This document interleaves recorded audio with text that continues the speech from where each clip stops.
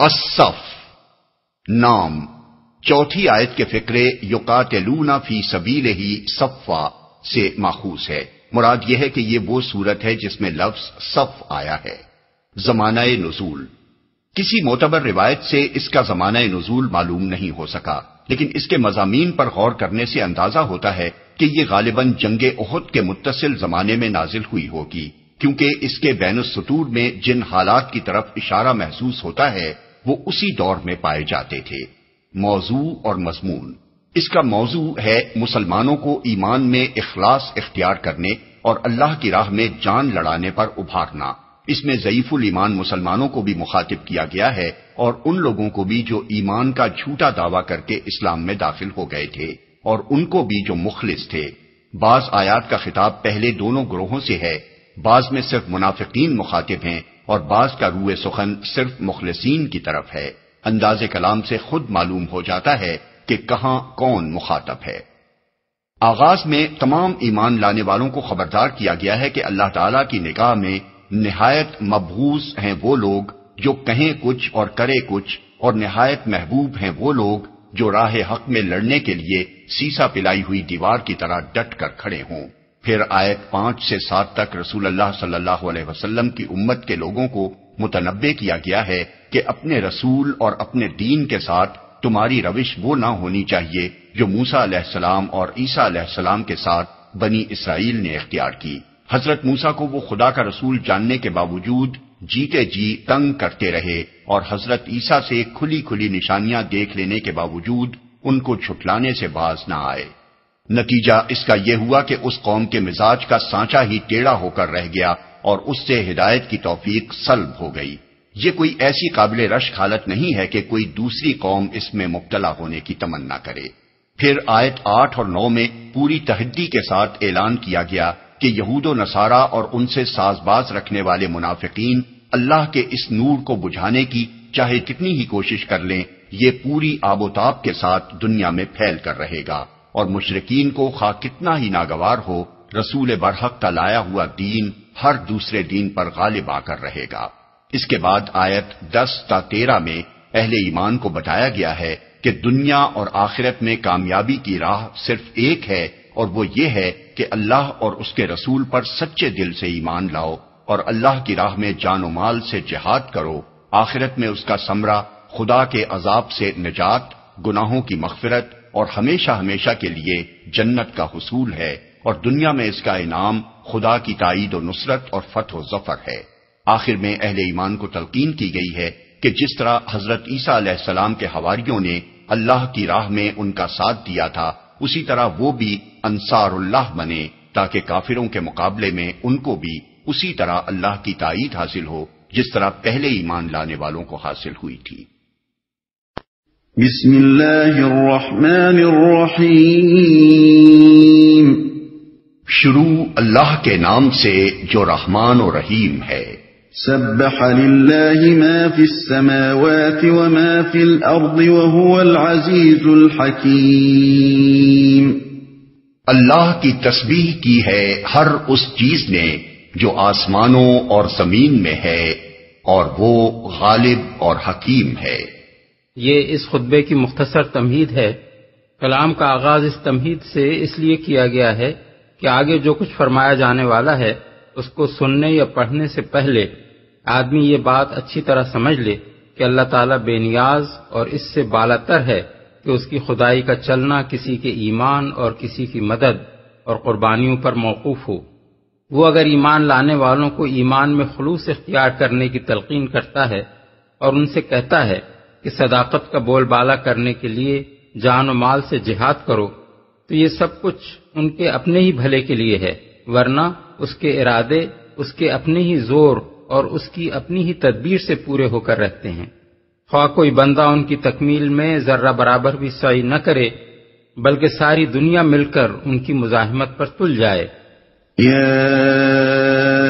ایھا الذین آمنوا لم تقولون ما لا تفعلون، اے لوگو جو ایمان لائے ہو، تم کیوں وہ بات کہتے ہو جو کرتے نہیں ہو؟ کبر مقتا عند اللہ ان تقولوا ما لا تفعلون۔ اللہ کے نزدیک یہ سخت ناپسندیدہ حرکت ہے کہ تم کہو وہ بات جو کرتے نہیں۔ اس ارشاد کا ایک مدعا تو عام ہے جو اس کے الفاظ سے ظاہر ہو رہا ہے، اور ایک مدعا خاص ہے جو بعد والی آیت کو اس کے ساتھ ملا کر پڑھنے سے معلوم ہوتا ہے۔ پہلا مدعا یہ ہے کہ ایک سچے مسلمان کے قول اور عمل میں مطابقت ہونی چاہیے، جو کچھ کہے اسے کر کے دکھائے، اور کرنے کی نیت یا ہمت نہ ہو تو زبان سے بھی نہ نکالے۔ کہنا کچھ اور کرنا کچھ، یہ انسان کی ان بدترین صفات میں سے ہے جو اللہ تعالی کی نگاہ میں نہایت مبغوض ہیں۔ کجا کہ ایک ایسا شخص اس اخلاقی عیب میں مبتلا ہو جو اللہ پر ایمان رکھنے کا دعویٰ کرتا ہو۔ نبی صلی اللہ علیہ وسلم نے تصریح فرمائی ہے کہ کسی شخص میں اس صفت کا پایا جانا ان علامات میں سے ہے جو ظاہر کرتی ہیں کہ وہ مومن نہیں بلکہ منافق ہے۔ ایک حدیث میں ہے کہ آپ نے فرمایا، آیت المنافق ثلاث، زاد مسلم و ان صام و صلی و زعم انہ مسلم، اذا حدث کذب و اذا وعد اخلف و اذا اؤتمن خان۔ یعنی منافق کی 3 نشانیاں ہیں، اگرچہ وہ نماز پڑھتا ہو اور روزہ رکھتا ہو اور مسلمان ہونے کا دعویٰ کرتا ہو، یہ کہ جب بولے تو جھوٹ بولے، اور جب وعدہ کرے تو اس کی خلاف ورزی کرے، اور جب کوئی امانت اس کے سپرد کی جائے تو اس میں خیانت کر گزرے۔ بخاری و مسلم۔ ایک اور حدیث میں آپ کا ارشاد ہے، اربع من کن فیہ کان منافقا خالصا ومن کانت فیہ خصلۃ منہن کانت فیہ خصلۃ من النفاق حتی یدعها اذا اؤتمن خان واذا حدث کذب واذا عاہد غدر واذا خاصم فجر۔ یعنی 4 صفتیں ایسی ہیں کہ جس شخص میں وہ چاروں پائی جائیں وہ خالص منافق ہے، اور جس میں کوئی ایک صفت ان میں سے پائی جائے اس کے اندر نفاق کی ایک خصلت ہے جب تک کہ وہ اسے چھوڑ نہ دے، یہ کہ جب امانت اس کے سپرد کی جائے تو اس میں خیانت کرے، اور جب بولے تو جھوٹ بولے، اور جب عہد کرے تو اس کی خلاف ورزی کر جائے، اور جب لڑے تو اخلاق و دیانت کی حدیں توڑ ڈالے۔ فقہاء اسلام کا اس بات پر قریب قریب اتفاق ہے کہ کوئی شخص اگر اللہ تعالیٰ سے کوئی عہد کرے، مثلا کسی چیز کی نظر مانے، یا بندوں سے کوئی معاہدہ کرے، یا کسی سے کوئی وعدہ کرے، تو اسے وفا کرنا لازم ہے، الا یہ کہ وہ کام بجائے خود گناہ ہو جس کا اس نے عہد یا وعدہ کیا ہو، اور گناہ ہونے کی صورت میں وہ فعل تو نہیں کرنا چاہیے جس کا عہد یا وعدہ کیا گیا ہے، لیکن اس کی پابندی سے آزاد ہونے کے لیے کفارہ یمین ادا کرنا چاہیے، جو سورہ مائدہ آیت 89 میں بیان کیا گیا ہے۔ احکام القرآن للجساس و ابن عربی۔ یہ تو ہے ان آیات کا عام مدعا، رہا وہ خاص مدعا جس کے لیے اس موقع پر یہ آیات ارشاد فرمائی گئی ہیں، تو وہ بعد والی آیت کو ان کے ساتھ ملا کر پڑھنے سے معلوم ہوتا ہے۔ مقصود ان لوگوں کو ملامت کرنا ہے جو اسلام کے لیے سرفروشی و جانبازی کے لمبے چوڑے وعدے کرتے تھے، مگر جب آزمائش کا وقت آتا تھا تو بھاگ نکلتے تھے۔ ضعیف الایمان لوگوں کی اس کمزوری پر قرآن مجید میں کئی جگہ گرفت کی گئی ہے۔ مثلا سورہ نساء آیت 77 میں فرمایا، تم نے ان لوگوں کو بھی دیکھا جن سے کہا گیا تھا کہ اپنے ہاتھ روکے رکھو اور نماز قائم کرو اور زکوٰۃ دو، اب جو انہیں لڑائی کا حکم دیا گیا تو ان میں سے ایک فریق کا حال یہ ہے کہ لوگوں سے ایسا ڈر رہے ہیں جیسے خدا سے ڈرنا چاہیے، یا اس سے بھی کچھ بڑھ کر کہتے ہیں، خدایا یہ ہم پر لڑائی کا حکم کیوں لکھ دیا، کیوں نہ ہمیں ابھی کچھ اور مہلت دی۔ اور سورہ محمد آیت 20 میں فرمایا، جو لوگ ایمان لائے ہیں وہ کہہ رہے تھے کہ کوئی سورت کیوں نہیں نازل کی جاتی جس میں جنگ کا حکم دیا جائے، مگر جب ایک محکم سورت نازل کر دی گئی جس میں جنگ کا ذکر تھا تو تم نے دیکھا کہ جن کے دلوں میں بیماری تھی وہ تمہاری طرف اس طرح دیکھ رہے ہیں جیسے کسی پر موت چھا گئی ہو۔ جنگ احد کے موقع پر یہ کمزوریاں خاص طور پر نمایاں ہو کر سامنے آئیں، جن کی طرف سورہ آل عمران میں 13ویں رکوع سے 17ویں رکوع تک مسلسل اشارات کیے گئے ہیں۔ مفسرین نے ان آیات کی شان نزول میں ان کمزوریوں کی مختلف صورتیں بیان کی ہیں جن پر یہاں گرفت کی گئی ہے۔ ابن عباس فرماتے ہیں کہ جہاد فرض ہونے سے پہلے مسلمانوں میں کچھ لوگ تھے جو کہتے تھے کہ کاش ہمیں وہ عمل معلوم ہو جائے جو اللہ کو سب سے زیادہ محبوب ہے تو ہم وہی کریں گے، مگر جب بتایا گیا کہ وہ عمل ہے جہاد تو ان پر اپنی اس بات کو پورا کرنا بہت شاق ہو گیا۔ مقاتل بن حیان کہتے ہیں کہ احد کی جنگ میں ان لوگوں کو آزمائش سے سابقہ پیش آیا اور یہ حضور کو چھوڑ کر بھاگ نکلے۔ ابن زید کہتے ہیں کہ بہت سے لوگ نبی صلی اللہ علیہ وسلم کو یقین دلاتے تھے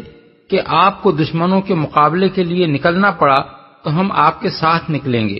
مگر جب وقت آیا تو ان کے وعدے جھوٹے نکلے۔ قتادہ اور ضحاک کہتے ہیں کہ بعض لوگ جنگ میں شریک ہوتے بھی تھے تو کوئی کارنامہ انجام نہ دیتے تھے مگر آ کر یہ ڈینگے مارتے تھے کہ ہم یوں لڑے اور ہم نے یوں مارا۔ ایسے ہی لوگوں کو اللہ تعالیٰ نے ان آیات میں ملامت کی ہے۔ ان اللہ يحب الذین یقاتلون فی سبیلہ صفا کأنہم بنیان مرصوص۔ اللہ کو تو پسند وہ لوگ ہیں جو اس کی راہ میں اس طرح صف بستہ ہو کر لڑتے ہیں گویا کہ وہ ایک سیسا پلائی ہوئی دیوار ہیں۔ اس سے اول تو یہ معلوم ہوا کہ اللہ تعالیٰ کی خوشنودی سے وہی اہل ایمان سرفراز ہوتے ہیں جو اس کی راہ میں جان لڑانے اور خطرے سہنے کے لیے تیار ہوں۔ دوسری بات یہ معلوم ہوئی کہ اللہ کو جو فوج پسند ہے اس میں 3 صفات پائی جانی چاہیے۔ ایک یہ کہ وہ خوب سوچ سمجھ کر اللہ کی راہ میں لڑے اور کسی ایسی راہ میں نہ لڑے جو فی سبیل اللہ کی تعریف میں نہ آتی ہو۔ دوسری یہ کہ وہ بدنظمی و انتشار میں مبتلا نہ ہو بلکہ مضبوط تنظیم کے ساتھ صف بستہ ہو کر لڑے۔ تیسری یہ کہ دشمنوں کے مقابلے میں اس کی کیفیت سیسا پلائی ہوئی دیوار کی سی ہو۔ پھر یہ آخری صفت بجائے خود اپنے اندر معنی کی ایک دنیا رکھتی ہے۔ کوئی فوج اس وقت تک میدان جنگ میں سیسا پلائی ہوئی دیوار کے مانند کھڑی نہیں ہو سکتی جب تک اس میں حسب ذیل صفات پیدا نہ ہو جائیں۔ عقیدے اور مقصد میں کامل اتفاق جو اس کے سپاہیوں اور افسروں کو آپس میں پوری طرح متحد کر دے، ایک دوسرے کے خلوص پر اعتماد جو کبھی اس کے بغیر پیدا نہیں ہو سکتا کہ سب فی الواقع اپنے مقصد میں مخلص اور ناپاک اغراض سے پاک ہوں، ورنہ جنگ جیسی سخت آزمائش کسی کا کوٹ چھپا نہیں رہنے دیتی، اور اعتماد ختم ہو جائے تو فوج کے افراد ایک دوسرے پر بھروسہ کرنے کے بجائے الٹا ایک دوسرے پر شک کرنے لگتے ہیں۔ اخلاق کا ایک بلند معیار جس سے اگر فوج کے افسر اور سپاہی نیچے گر جائیں تو ان کے دلوں میں نہ ایک دوسرے کی محبت پیدا ہو سکتی ہے، نہ عزت، اور نہ وہ آپس میں متصادم ہونے سے بچ سکتے ہیں۔ اپنے مقصد کا ایسا عشق اور اسے حاصل کرنے کا ایسا پختہ عزم جو پوری فوج میں سرفروشی و جانبازی کا ناقابل تسخیر جذبہ پیدا کر دے اور وہ میدان جنگ میں واقعی سیسا پلائی ہوئی دیوار کی طرح ڈٹ جائے۔ یہی تھیں وہ بنیادیں جن پر نبی صلی اللہ علیہ وسلم کی قیادت میں ایک ایسی زبردست عسکری تنظیم اٹھی جس سے ٹکرا کر بڑی بڑی قوتیں پاش پاش ہو گئیں اور صدیوں تک دنیا کی کوئی طاقت اس کے سامنے نہ ٹھہر سکی۔ وَإِذْ قَالَ مُوسَىٰ لِقَوْمِهِ يَا قَوْمِ لِمَ تُؤْذُونَنِي وَقَدْ تَعْلَمُونَ أَنِّي رَسُولُ اللَّهِ إِلَيْكُمْ فَلَمَّا زَاغُوا أَزَاغَ اللَّهُ قُلُوبَهُمْ وَاللَّهُ لَا يَهْدِي الْقَوْمَ الْفَاسِقِينَ۔ اور یاد کرو موسیٰ کی وہ بات جو اس نے اپنی قوم سے کہی تھی کہ اے میری قوم کے لوگو، تم کیوں مجھے اذیت دیتے ہو حالانکہ تم خوب جانتے ہو کہ میں تمہاری طرف اللہ کا بھیجا ہوا رسول ہوں۔ پھر جب انہوں نے ٹیڑھ اختیار کی تو اللہ نے ان کے دل ٹیڑھے کر دیے۔ اللہ فاسقوں کو ہدایت نہیں دیتا۔ اللہ کا بھیجا ہوا رسول ہوں۔ قرآن مجید میں متعدد مقامات پر بڑی تفصیل کے ساتھ بتایا گیا ہے کہ بنی اسرائیل نے حضرت موسیٰ کو اللہ کا نبی اور اپنا محسن جاننے کے باوجود کس کس طرح تنگ کیا اور کیسی کیسی بے وفائیاں ان کے ساتھ کی۔ مثال کے طور پر ملاحظہ ہو سورہ البقرہ آیات 51، 55، 60، 67 تا 71، سورہ النساء آیت 153، المائدہ آیات 20 تا 26، سورہ الاعراف آیات 138 تا 141، 148 تا 151، طٰہٰ آیت 86 تا 98۔ بائبل میں خود یہودیوں کی اپنی بیان کردہ تاریخ بھی اس قسم کے واقعات سے لبریز ہے۔ صرف بطور نمونہ چند واقعات کے لیے دیکھیے، خروج باب 5 آیات 20-21، باب 14 آیات 11-12، باب 16 آیات 2 اور 3، باب 17 آیات 3 اور 4، گنتی باب 11 آیت 1 اور 15، باب 14 آیت 1 اور 10، باب 16 مکمل، باب 20 آیات 1 اور 5۔ یہاں ان واقعات کی طرف اشارہ مسلمانوں کو خبردار کرنے کے لیے کیا جا رہا ہے کہ وہ اپنے نبی کے ساتھ وہ روش اختیار نہ کریں جو بنی اسرائیل نے اپنے نبی کے ساتھ اختیار کی تھی، ورنہ وہ اس انجام سے دوچار ہوئے بغیر نہیں رہ سکتے جس سے بنی اسرائیل دوچار ہوئے۔ اللہ فاسقوں کو ہدایت نہیں دیتا، یعنی اللہ تعالیٰ کا یہ طریقہ نہیں ہے کہ جو لوگ خود ٹیڑھی راہ چلنا چاہیں انہیں وہ خوامخواہ سیدھی راہ چلائے، اور جو لوگ اس کی نافرمانی پر تلے ہوئے ہوں ان کو زبردستی ہدایت سے سرفراز فرمائے۔ اس سے یہ بات خود بخود واضح ہو گئی کہ کسی شخص یا قوم کی گمراہی کا آغاز اللہ تعالیٰ کی طرف سے نہیں ہوتا بلکہ خود اس شخص یا قوم کی طرف سے ہوتا ہے۔ البتہ اللہ کا قانون یہ ہے کہ جو گمراہی پسند کرے وہ اس کے لیے راست روی کے نہیں بلکہ گمراہی کے اسباب ہی فراہم کرتا ہے، تاکہ جن جن راہوں میں وہ بھٹکنا چاہے بھٹکتا چلا جائے۔ اللہ نے تو انسان کو انتخاب کی آزادی یعنی فریڈم آف چوائس عطا فرما دی ہے۔ اس کے بعد یہ فیصلہ کرنا ہر انسان کا اور انسانوں کے ہر گروہ کا اپنا کام ہے کہ وہ اپنے رب کی اطاعت کرنا چاہتا ہے یا نہیں، اور راہ راست پسند کرتا ہے یا ٹیڑھے راستوں میں سے کسی پر جانا چاہتا ہے۔ اس انتخاب میں کوئی جبر اللہ تعالی کی طرف سے نہیں ہے۔ اگر کوئی اطاعت اور ہدایت کی راہ منتخب کرے تو اللہ اسے جبراً گمراہی و نافرمانی کی طرف نہیں دھکیلتا، اور اگر کسی کا فیصلہ یہ ہو کہ اسے نافرمانی ہی کرنی ہے اور راہ راست اختیار نہیں کرنی تو اللہ کا یہ طریقہ بھی نہیں ہے کہ اسے مجبور کر کے طاعت و ہدایت کی راہ پر لائے، لیکن یہ بجائے خود ایک حقیقت ہے کہ جو شخص جس راستے کو بھی اپنے لیے منتخب کرے اس پر وہ عملاً ایک قدم بھی نہیں چل سکتا جب تک اللہ اس کے لیے وہ اسباب و ذرائع فراہم اور وہ حالات پیدا نہ کر دے جو اس پر چلنے کے لیے درکار ہوتے ہیں۔ یہی اللہ کی وہ توفیق ہے جس پر انسان کی ہر سعی کے نتیجہ خیز ہونے کا انحصار ہے۔ اب اگر کوئی شخص بھلائی کی توفیق سرے سے چاہتا ہی نہیں بلکہ الٹی برائی کی توفیق چاہتا ہے تو اس کو وہی ملتی ہے، اور جب اسے برائی کی توفیق ملتی ہے تو اسی کے مطابق اس کی ذہنیت کا سانچہ ٹیڑھا اور اس کی سعی و عمل کا راستہ کج ہوتا چلا جاتا ہے، یہاں تک کہ رفتہ رفتہ اس کے اندر سے بھلائی کو قبول کرنے کی صلاحیت بالکل ختم ہو کر رہ جاتی ہے۔ یہی معنی ہیں اس ارشاد کے کہ جب انہوں نے ٹیڑھ اختیار کی تو اللہ نے بھی ان کے دل ٹیڑھے کر دیے۔ اس حالت میں یہ بات اللہ کے قانون کے خلاف ہے کہ جو خود گمراہی چاہتا ہے اور گمراہی کی طلب ہی میں سرگرم ہے اور اسی میں آگے بڑھنے کے لیے اپنی ساری فکر و سعی صرف کر رہا ہے، اسے جبراً ہدایت کی طرف موڑ دیا جائے، کیونکہ ایسا کرنا اس آزمائش اور امتحان کے منشا کو فوت کر دے گا جس کے لیے دنیا میں انسان کو انتخاب کی آزادی دی گئی ہے۔ اور اس طرح کی ہدایت پا کر اگر آدمی سیدھا چلے تو کوئی معقول وجہ نہیں ہے کہ اس پر وہ کسی اجر اور جزائے خیر کا مستحق ہو، بلکہ اس صورت میں تو جسے زبردستی ہدایت نہ ملی ہو اور اس بنا پر وہ گمراہی میں پڑا رہ گیا ہو وہ بھی کسی سزا کا مستحق نہیں ہونا چاہیے،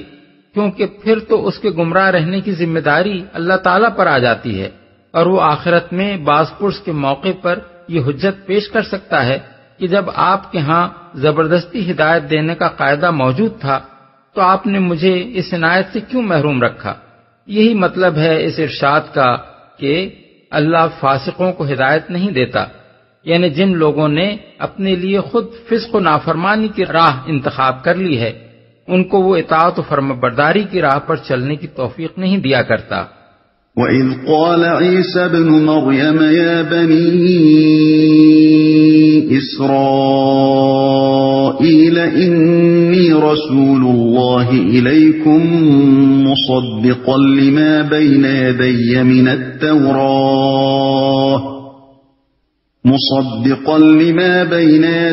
مِنَ التَّوْرَاةِ وَمُبَشِّرًا بِرَسُولٍ يَأْتِي مِن بَعْدِ اسْمُهُ أَحْمَدُ فَلَمَّا جَاءَهُم بِالْبَيِّنَاتِ قَالُوا هَذَا سِحْرٌ مُبِينٌ۔ اور یاد کرو عیسیٰ ابن مریم کی وہ بات جو اس نے کہی تھی کہ اے بنی اسرائیل، میں تمہاری طرف اللہ کا بھیجا ہوا رسول ہوں، تصدیق کرنے والا ہوں اس تورات کی جو مجھ سے پہلے آئی ہوئی موجود ہے، اور بشارت دینے والا ہوں ایک رسول کی جو میرے بعد آئے گا جس کا نام احمد ہوگا۔ مگر جب وہ ان کے پاس کھلی کھلی نشانیاں لے کر آیا تو انہوں نے کہا یہ تو صریح دھوکہ ہے۔ اور یاد کرو،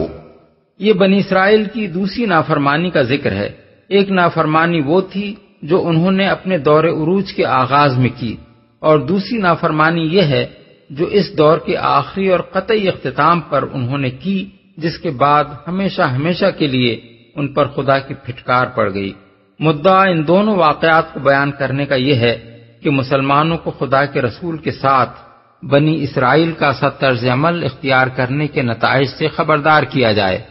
مجھ سے پہلے آئی ہوئی موجود ہے۔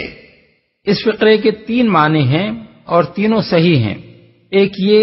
کہ میں کوئی الگ و نرالا دین نہیں لایا ہوں، بلکہ وہی دین لایا ہوں جو موسیٰ علیہ السلام لائے تھے۔ میں تورات کی تردید کرتا ہوا نہیں آیا ہوں، بلکہ اس کی تصدیق کر رہا ہوں۔ جس طرح ہمیشہ سے خدا کے رسول اپنے سے پہلے آئے ہوئے رسولوں کی تصدیق کرتے رہے ہیں، لہذا کوئی وجہ نہیں کہ تم میری رسالت کو تسلیم کرنے میں تامل کرو۔ دوسرے معنی یہ ہیں کہ میں ان بشارتوں کا مصداق ہوں جو میری آمد کے متعلق تورات میں موجود ہیں، لہذا بجائے اس کے کہ تم میری مخالفت کرو، تمہیں تو اس بات کا خیر مقدم کرنا چاہیے کہ جس کے آنے کی خبر پچھلے انبیاء نے دی تھی وہ آ گیا۔ اور اس فقرے کو بعد والے فقرے کے ساتھ ملا کر پڑھنے سے تیسرے معنی یہ نکلتے ہیں کہ میں اللہ کے رسول احمد صلی اللہ علیہ وسلم کی آمد کے متعلق تورات کی دی ہوئی بشارت کی تصدیق کرتا ہوں اور خود بھی ان کے آنے کی بشارت دیتا ہوں۔ اس تیسرے معنی کے لحاظ سے حضرت عیسیٰ علیہ السلام کے اس قول کا اشارہ اس بشارت کی طرف ہے جو رسول اللہ صلی اللہ علیہ وسلم کے متعلق حضرت موسیٰ علیہ السلام نے اپنی قوم کو خطاب کرتے ہوئے دی تھی۔ اس میں وہ فرماتے ہیں، خداوند تیرا خدا تیرے لیے تیرے ہی درمیان سے، یعنی تیرے ہی بھائیوں میں سے میری مانند ایک نبی برپا کرے گا، تم اس کی سننا، یہ تیری اس درخواست کے مطابق ہوگا جو تو نے خداوند اپنے خدا سے مجمع کے دن حورب میں کی تھی کہ مجھ کو نہ تو خداوند اپنے خدا کی آواز پھر سننی پڑے اور نہ ایسی بڑی آگ ہی کا نظارہ ہو تاکہ میں مر نہ جاؤں، اور خداوند نے مجھ سے کہا کہ وہ جو کچھ کہتے ہیں سو ٹھیک کہتے ہیں، میں ان کے لیے انہی کے بھائیوں میں سے تیری مانند ایک نبی برپا کروں گا اور اپنا کلام اس کے منہ میں ڈالوں گا، اور جو کچھ میں اسے حکم دوں گا وہی وہ ان سے کہے گا، اور جو کوئی میری ان باتوں کو جن کو وہ میرا نام لے کر کہے گا نہ سنے تو میں ان کا حساب اس سے لوں گا۔ استثناء باب 18 آیات 15 تا 19۔ یہ تورات کی صریح پیشین گوئی ہے جو محمد صلی اللہ علیہ وسلم کے سوا کسی اور پر چسپاں نہیں ہو سکتی۔ اس میں حضرت موسیٰ اپنی قوم کو اللہ تعالیٰ کا یہ ارشاد سنا رہے ہیں کہ میں تیرے لیے تیرے بھائیوں میں سے ایک نبی برپا کروں گا، ظاہر ہے کہ قوم کے بھائیوں سے مراد خود اسی قوم کا کوئی قبیلہ یا خاندان نہیں ہو سکتا، بلکہ کوئی دوسری ایسی قوم ہی ہو سکتی ہے جس کے ساتھ اس کا قریبی نسلی رشتہ ہو۔ اگر مراد خود بنی اسرائیل میں سے کسی نبی کی آمد ہوتی تو الفاظ یہ ہوتے کہ میں تمہارے لیے خود تم ہی میں سے ایک نبی برپا کروں گا۔ لہذا بنی اسرائیل کے بھائیوں سے مراد لامحالہ بنی اسماعیل ہی ہو سکتے ہیں، جو حضرت ابراہیم کی اولاد ہونے کی بنا پر ان کے نسبی رشتہ دار ہیں۔ مزید برآں اس پیشین گوئی کا مصداق بنی اسرائیل کا کوئی نبی اس وجہ سے بھی نہیں ہو سکتا کہ حضرت موسیٰ کے بعد بنی اسرائیل میں کوئی ایک نبی نہیں، بہت سارے نبی آئے ہیں جن کے ذکر سے بائبل بھری پڑی ہے۔ دوسری بات، اس بشارت میں یہ فرمائی گئی ہے کہ جو نبی برپا کیا جائے گا وہ حضرت موسیٰ کے مانند ہوگا۔ اس سے مراد ظاہر ہے کہ شکل و صورت یا حالات زندگی میں مشابہ ہونا تو نہیں ہے، کیونکہ اس لحاظ سے کوئی فرد بھی کسی دوسرے فرد کے مانند نہیں ہوا کرتا، اور اس سے مراد محض وصف نبوت میں مماثلت بھی نہیں ہے، کیونکہ یہ وصف ان تمام انبیاء میں مشترک ہے جو حضرت موسیٰ کے بعد آئے ہیں۔ اس لیے کسی ایک نبی کی یہ خصوصیت نہیں ہو سکتی کہ وہ اس وصف میں ان کے مانند ہو۔ پس ان دونوں پہلوؤں سے مشابہت کے خارج از بحث ہو جانے کے بعد کوئی اور وجہ مماثلت جس کی بنا پر آنے والے ایک نبی کی تخصیص قابل فہم ہو، اس کے سوا نہیں ہو سکتی کہ وہ نبی ایک مستقل شریعت لانے کے اعتبار سے حضرت موسیٰ کے مانند ہو، اور یہ خصوصیت محمد صلی اللہ علیہ وسلم کے سوا کسی میں نہیں پائی جاتی، کیونکہ آپ سے پہلے بنی اسرائیل میں جو نبی بھی آئے تھے وہ شریعت موسوی کے پیرو تھے، ان میں سے کوئی بھی ایک مستقل شریعت لے کر نہ آیا تھا۔ اس تعبیر کو مزید تقویت پیشین گوئی کے ان الفاظ سے ملتی ہے کہ یہ تیری یعنی بنی اسرائیل کی اس درخواست کے مطابق ہوگا جو تو نے خداوند اپنے خدا سے مجمع کے دن حورب میں کی تھی، کہ مجھ کو نہ تو خداوند اپنے خدا کی آواز پھر سننی پڑے اور نہ ایسی بڑی آگ ہی کا نظارہ ہو تاکہ میں مر نہ جاؤں، اور خداوند نے مجھ سے کہا کہ وہ جو کچھ کہتے ہیں ٹھیک کہتے ہیں، میں ان کے لیے انہی کے بھائیوں میں سے تیری مانند ایک نبی برپا کروں گا اور اپنا کلام اس کے منہ میں ڈالوں گا۔ اس عبارت میں حورب سے مراد وہ پہاڑ ہے جہاں حضرت موسیٰ علیہ السلام کو پہلی مرتبہ احکام شریعت دیے گئے تھے،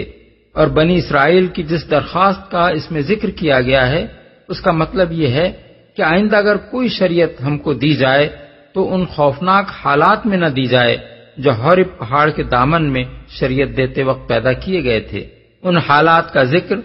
قرآن میں بھی موجود ہے اور بائبل میں بھی، ملاحظہ ہو سورہ البقرہ آیات 55، 56، 63، سورہ الاعراف آیات 155، 171، بائبل کتاب خروج باب 19 آیات 17، 18۔ اس کے جواب میں حضرت موسیٰ بنی اسرائیل کو بتاتے ہیں کہ اللہ تعالیٰ نے تمہاری یہ درخواست قبول کر لی ہے۔ اس کا ارشاد ہے کہ میں ان کے لیے ایک ایسا نبی برپا کروں گا جس کے منہ میں اپنا کلام ڈالوں گا،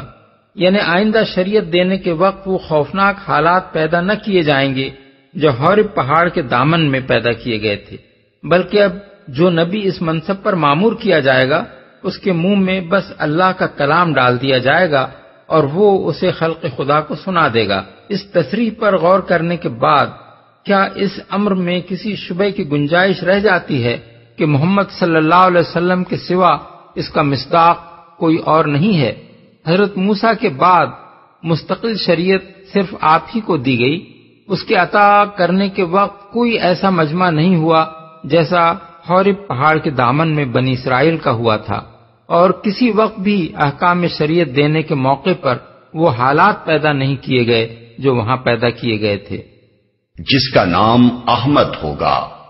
یہ قرآن مجید کی ایک بڑی اہم آیت ہے جس پر مخالفین اسلام کی طرف سے بڑی لیدے بھی کی گئی ہے اور بدترین خیانت مجرمانہ سے بھی کام لیا گیا ہے، کیونکہ اس میں یہ بتایا گیا ہے کہ حضرت عیسیٰ علیہ السلام نے رسول اللہ صلی اللہ علیہ وسلم کا صاف صاف نام لے کر آپ کی آمد کی بشارت دی تھی، اس لیے ضروری ہے کہ اس پر تفصیل کے ساتھ بحث کی جائے۔ نمبر 1، اس میں نبی کریم صلی اللہ علیہ وسلم کا اسم گرامی احمد بتایا گیا ہے۔ احمد کے 2 معنی ہیں، ایک وہ شخص جو اللہ کی سب سے زیادہ تعریف کرنے والا ہو، دوسرے وہ شخص جس کی سب سے زیادہ تعریف کی گئی ہو یا جو بندوں میں سب سے زیادہ قابل تعریف ہو۔ احادیث صحیحہ سے ثابت ہے کہ یہ بھی حضور کا ایک نام تھا۔ مسلم اور ابو داؤد طیالسی میں حضرت ابو موسیٰ اشعری کی روایت ہے کہ حضور نے فرمایا، انا محمد و انا احمد والحاشر، یعنی میں محمد ہوں اور میں احمد ہوں اور میں حاشر ہوں۔ اسی مضمون کی روایات حضرت جبیر بن مطعم سے امام مالک، بخاری، مسلم، دارمی، ترمذی اور نسائی نے نقل کی ہیں۔ حضور کا یہ اسم گرامی صحابہ میں معروف تھا، چنانچہ حضرت حسان بن ثابت کا شعر ہے، صلی الالہ ومن یحف بعرشہ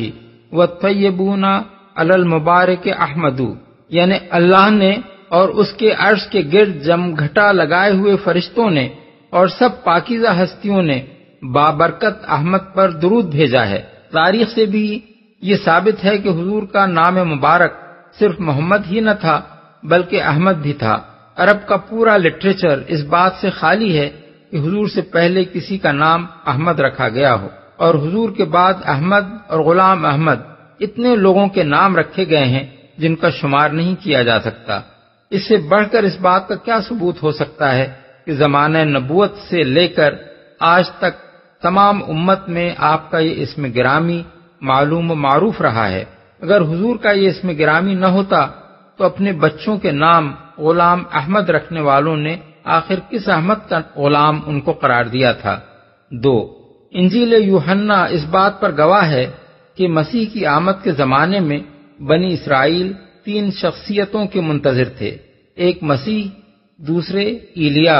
یعنی حضرت الیاس کی آمد ثانی، اور تیسرے وہ نبی۔ انجیل کے الفاظ یہ ہیں، اور یوحنا یعنی حضرت یحییٰ علیہ السلام کی گواہی یہ ہے کہ جب یہودیوں نے یروشلم سے کاہن اور لاوی یہ پوچھنے کو اس کے پاس بھیجے کہ تو کون ہے، تو اس نے اقرار کیا اور انکار نہ کیا، بلکہ اقرار کیا کہ میں تو مسیح نہیں ہوں۔ انہوں نے اس سے پوچھا، پھر کون ہے؟ کیا تو ایلیا ہے؟ اس نے کہا، میں نہیں ہوں۔ کیا تو وہ نبی ہے؟ اس نے جواب دیا کہ نہیں۔ پس انہوں نے اس سے کہا، پھر تو ہے کون؟ اس نے کہا، میں بیابان میں ایک پکارنے والے کی آواز ہوں کہ تم خداوند کی راہ سیدھی کرو۔ انہوں نے اس سے یہ سوال کیا کہ اگر تو نہ مسیح ہے، نہ ایلیا، نہ وہ نبی، تو پھر بپتسمہ کیوں دیتا ہے؟ باب 1 آیات 19-25۔ یہ الفاظ اس بات پر صریح دلالت کرتے ہیں کہ بنی اسرائیل حضرت مسیح اور حضرت الیاس کے علاوہ ایک اور نبی کے بھی منتظر تھے، اور وہ حضرت یحییٰ نہ تھے۔ اس نبی کی آمد کا عقیدہ بنی اسرائیل کے ہاں اس قدر مشہور و معروف تھا کہ وہ نبی کہہ دینا گویا اس کی طرف اشارہ کرنے کے لیے بالکل کافی تھا۔ یہ کہنے کی ضرورت بھی نہ تھی کہ جس کی خبر تورات میں دی گئی ہے۔ مزید برآں اس سے یہ بھی معلوم ہوا کہ جس نبی کی طرف وہ اشارہ کر رہے تھے اس کا آنا قطعی طور پر ثابت تھا، کیونکہ جب حضرت یحییٰ سے یہ سوالات کیے گئے تو انہوں نے یہ نہیں کہا کہ کوئی اور نبی آنے والا نہیں ہے، تم کس نبی کے متعلق پوچھ رہے ہو؟ نمبر 3، اب وہ پیشین گوئیاں دیکھیے جو انجیل یوحنا میں مسلسل باب 14 سے 16 تک منقول ہوئی ہیں، اور میں باپ سے درخواست کروں گا تو وہ تمہیں دوسرا مددگار بخشے گا کہ ابد تک تمہارے ساتھ رہے، یعنی روح حق جسے دنیا حاصل نہیں کر سکتی، کیونکہ نہ اسے دیکھتی ہے نہ جانتی ہے، پر تم اسے جانتے ہو کیونکہ وہ تمہارے ساتھ رہتا ہے اور تمہارے اندر ہے۔ باب 14 آیات 16-17۔ میں نے یہ باتیں تمہارے ساتھ رہ کر تم سے کہیں، لیکن مددگار یعنی روح القدس جسے باپ میرے نام سے بھیجے گا وہی تمہیں سب باتیں سکھائے گا، اور جو کچھ میں نے تم سے کہا ہے وہ سب تمہیں یاد دلائے گا۔ باب 14 آیات 25-26۔ اس کے بعد میں تم سے بہت سی باتیں نہ کروں گا، کیونکہ دنیا کا سردار آتا ہے اور مجھ میں اس کا کچھ نہیں۔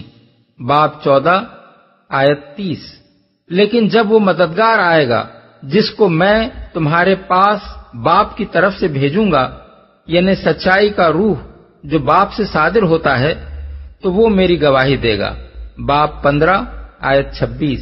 لیکن میں تم سے سچ کہتا ہوں کہ میرا جانا تمہارے لیے فائدہ مند ہے، کیونکہ اگر میں نہ جاؤں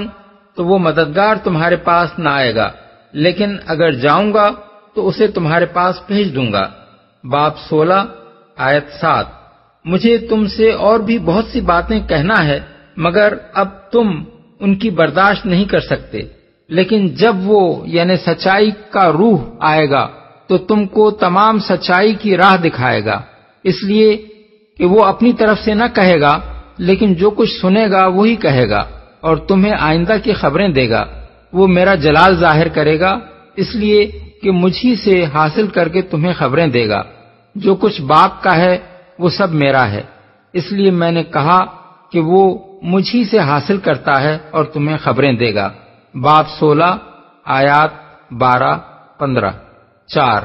ان عبارتوں کے معنی متعین کرنے کے لیے سب سے پہلے تو یہ جاننا ضروری ہے کہ مسیح علیہ السلام اور ان کے ہم عصر اہل فلسطین کی عام زبان آرامی زبان کی وہ بولی تھی جسے سریانی یعنی سائریک کہا جاتا ہے۔ مسیح کی پیدائش سے 200-250 برس پہلے ہی سلوقی یعنی سیلوسائڈ اقتدار کے زمانے میں اس علاقے سے عبرانی رخصت ہو چکی تھی اور سریانی نے اس کی جگہ لے لی تھی۔ اگرچہ سلوقی اور پھر رومی سلطنتوں کے اثر سے یونانی زبان بھی اس علاقے میں پہنچ گئی تھی، مگر وہ صرف اس طبقے تک محدود رہی جو سرکار دربار میں رسائی پا کر یا رسائی حاصل کرنے کی خاطر یونانیت زدہ ہو گیا تھا۔ فلسطین کے عام لوگ سریانی کی ایک خاص بولی یعنی ڈائلیکٹ استعمال کرتے تھے، جس کے لہجے اور تلفظات اور محاورات دمشق کے علاقے میں بولی جانے والی سریانی سے مختلف تھے، اور اس ملک کے عوام یونانی سے اس قدر ناواقف تھے کہ جب سن 70 عیسوی میں یروشلم پر قبضہ کرنے کے بعد رومی جنرل تیتوس یعنی ٹائٹس نے اہل یروشلم کو یونانی میں خطاب کیا تو اس کا ترجمہ سریانی زبان میں کرنا پڑا۔ اس سے یہ بات خود بخود ظاہر ہوتی ہے کہ حضرت مسیح نے اپنے شاگردوں سے جو کچھ کہا تھا وہ لامحالہ سریانی زبان ہی میں ہوگا۔ دوسری بات یہ جاننی ضروری ہے کہ بائبل کی 4 انجیلیں ان یونانی بولنے والے عیسائیوں کی لکھی ہوئی ہیں جو حضرت عیسیٰ کے بعد اس مذہب میں داخل ہوئے تھے۔ ان تک حضرت عیسیٰ علیہ السلام کے اقوال و اعمال کی تفصیلات سریانی بولنے والے عیسائیوں کے ذریعے سے کسی تحریر کی صورت میں نہیں بلکہ زبانی روایات کی شکل میں پہنچی تھیں، اور ان سریانی روایات کو انہوں نے اپنی زبان میں ترجمہ کر کے درج کیا تھا۔ ان میں سے کوئی انجیل بھی سن 70 عیسوی سے پہلے کی لکھی ہوئی نہیں ہے، اور انجیل یوحنا تو حضرت عیسیٰ کے 1 صدی بعد غالباً ایشیائے کوچک کے شہر افسس میں لکھی گئی ہے۔ مزید یہ کہ ان انجیلوں کا بھی کوئی اصل نسخہ اس یونانی زبان میں محفوظ نہیں ہے جس میں ابتداً یہ لکھی گئی تھیں۔ مطبعے کی ایجاد سے پہلے کے جتنے یونانی مسودات جگہ جگہ سے حاصل کر کے جمع کیے گئے ہیں ان میں سے کوئی بھی 4 صدی سے پہلے کا نہیں ہے، اس لیے یہ کہنا مشکل ہے کہ 3 صدیوں کے دوران میں ان کے اندر کیا کچھ رد و بدل ہوئے ہوں گے۔ اس معاملے کو جو چیز خاص طور پر مشتبہ بنا دیتی ہے وہ یہ ہے کہ عیسائی اپنی انجیلوں میں اپنی پسند کے مطابق دانستہ تغیر و تبدل کرنے کو بالکل جائز سمجھتے رہے ہیں۔ انسائکلوپیڈیا بریٹانیکا ایڈیشن سن 1946 کے مضمون بائبل کا مصنف لکھتا ہے، اناجیل میں ایسے نمایاں تغیرات دانستہ کیے گئے ہیں جیسے مثلاً بعض پوری عبارتوں کو کسی دوسرے ماخذ سے لے کر کتاب میں شامل کر دینا۔ یہ تغیرات صریحاً کچھ ایسے لوگوں نے بالقصد کیے ہیں جنہیں اصل کتاب کے اندر شامل کرنے کے لیے کہیں سے کوئی مواد مل گیا اور وہ اپنے آپ کو اس کا مجاز سمجھتے رہے کہ کتاب کو بہتر یا زیادہ مفید بنانے کے لیے اس کے اندر اپنی طرف سے اس مواد کا اضافہ کر دیں۔ بہت سے اضافے دوسری صدی ہی میں ہو گئے تھے اور کچھ نہیں معلوم کہ ان کا ماخذ کیا تھا۔ اس صورتحال میں قطعی طور پر یہ کہنا بہت مشکل ہے کہ انجیلوں میں حضرت عیسیٰ علیہ السلام کے جو اقوال ہمیں ملتے ہیں وہ بالکل ٹھیک نقل ہوئے ہیں اور ان کے اندر کوئی رد و بدل نہیں ہوا ہے۔ تیسری اور نہایت اہم بات یہ ہے کہ مسلمانوں کی فتح کے بعد بھی تقریباً 3 صدیوں تک فلسطین کے عیسائی باشندوں کی زبان سریانی رہی اور کہیں 9ویں صدی عیسوی میں جا کر عربی زبان نے اس کی جگہ لی۔ ان سریانی بولنے والے اہل فلسطین کے ذریعے سے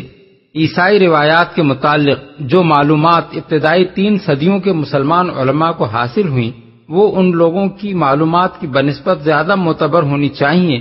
جنہیں سریانی سے یونانی اور پھر یونانی سے لاطینی زبانوں میں ترجمہ در ترجمہ ہو کر یہ معلومات پہنچیں، کیونکہ مسیح کی زبان سے نکلے ہوئے اصل سریانی الفاظ ان کے ہاں محفوظ رہنے کے زیادہ امکانات تھے۔ 5 ان ناقابل انکار تاریخی حقائق کو نگاہ میں رکھ کر دیکھیے کہ انجیل یوحنا کی مذکورہ بالا عبارات میں حضرت عیسیٰ علیہ السلام اپنے بعد ایک آنے والے کی خبر دے رہے ہیں جس کے متعلق وہ کہتے ہیں کہ وہ دنیا کا سردار یعنی سرور عالم ہوگا، ابد تک رہے گا، سچائی کی تمام راہیں دکھائے گا اور خود ان کی یعنی حضرت عیسیٰ کی گواہی دے گا۔ یوحنا کی ان عبارتوں میں روح القدس اور سچائی کی روح وغیرہ الفاظ شامل کر کے مدعا کو خفت کرنے کی پوری کوشش کی گئی ہے، مگر اس کے باوجود ان سب عبارتوں کو اگر غور سے پڑھا جائے تو صاف معلوم ہوتا ہے کہ جس آنے والے کی خبر دی گئی ہے وہ کوئی روح نہیں بلکہ کوئی انسان اور خاص شخص ہے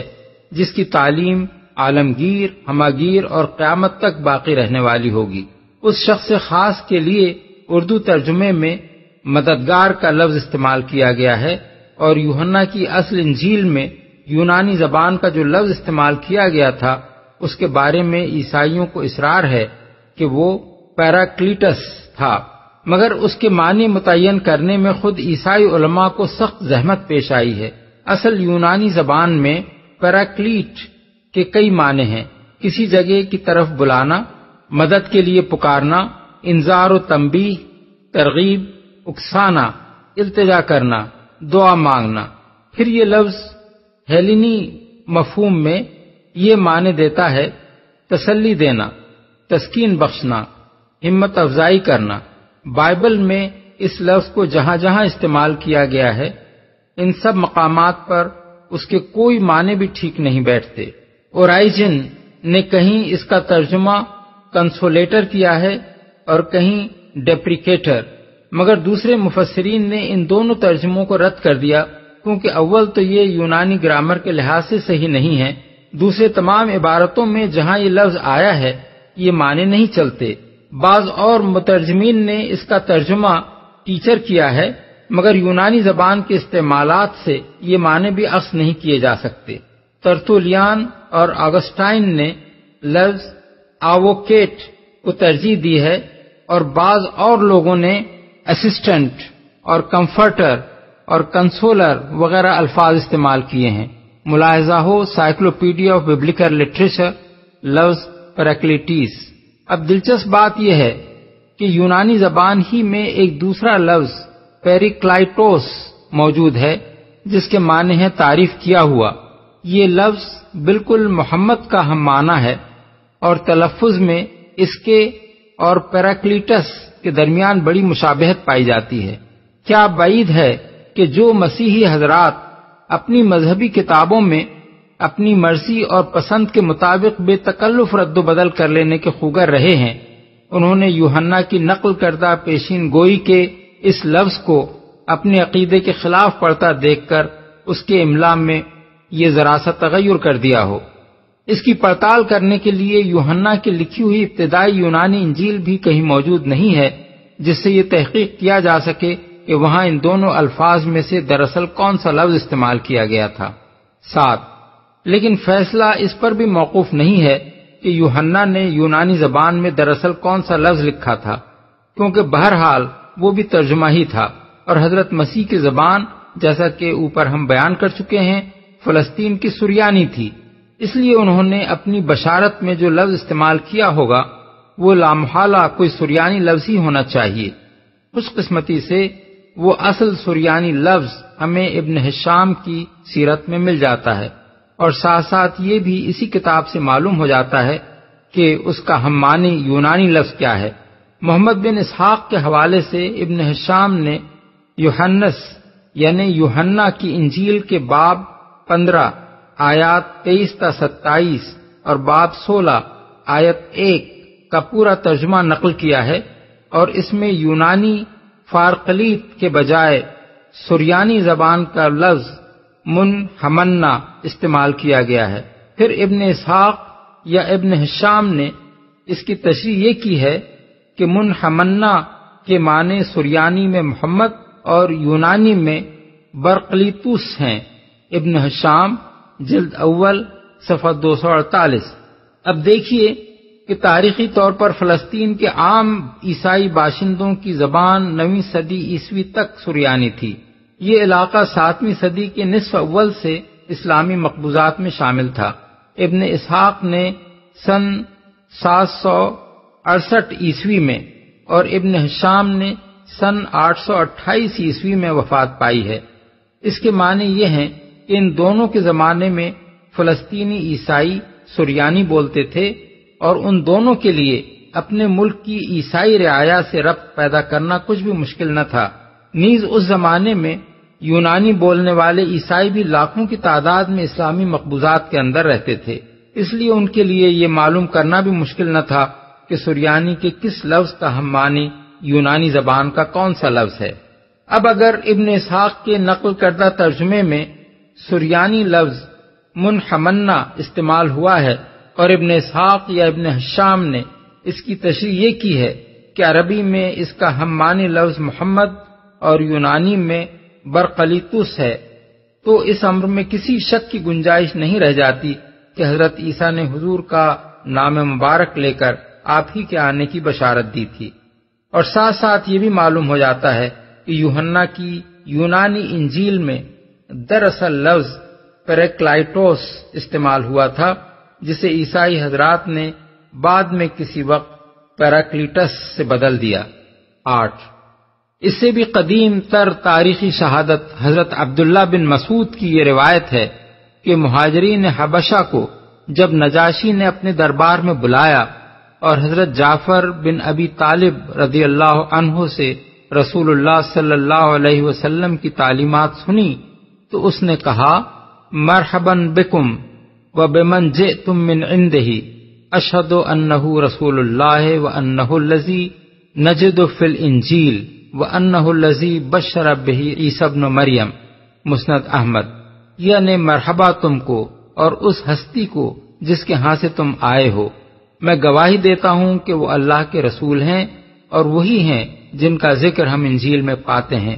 اور وہی ہیں جن کی بشارت عیسیٰ ابن مریم نے دی تھی۔ یہ قصہ احادیث میں خود حضرت جعفر اور حضرت ام سلمہ سے بھی منقول ہوا ہے۔ اس سے نہ صرف یہ ثابت ہوتا ہے کہ 7ویں صدی کے آغاز میں نجاشی کو یہ معلوم تھا کہ حضرت عیسیٰ علیہ السلام ایک نبی کی پیشین گوئی کر گئے ہیں، بلکہ یہ بھی ثابت ہوتا ہے کہ اس نبی کی ایسی صاف نشاندہی انجیل میں موجود تھی جس کی وجہ سے نجاشی کو یہ رائے قائم کرنے میں کوئی تعامل نہ ہوا کہ محمد صلی اللہ علیہ وسلم ہی وہ نبی ہیں۔ البتہ اس روایت سے یہ نہیں معلوم ہوتا کہ حضرت عیسیٰ کی اس بشارت کے متعلق نجاشی کا ذریعہ معلومات یہی انجیل یوحنا تھی یا کوئی اور ذریعہ بھی اس کو جاننے کا اس وقت موجود تھا۔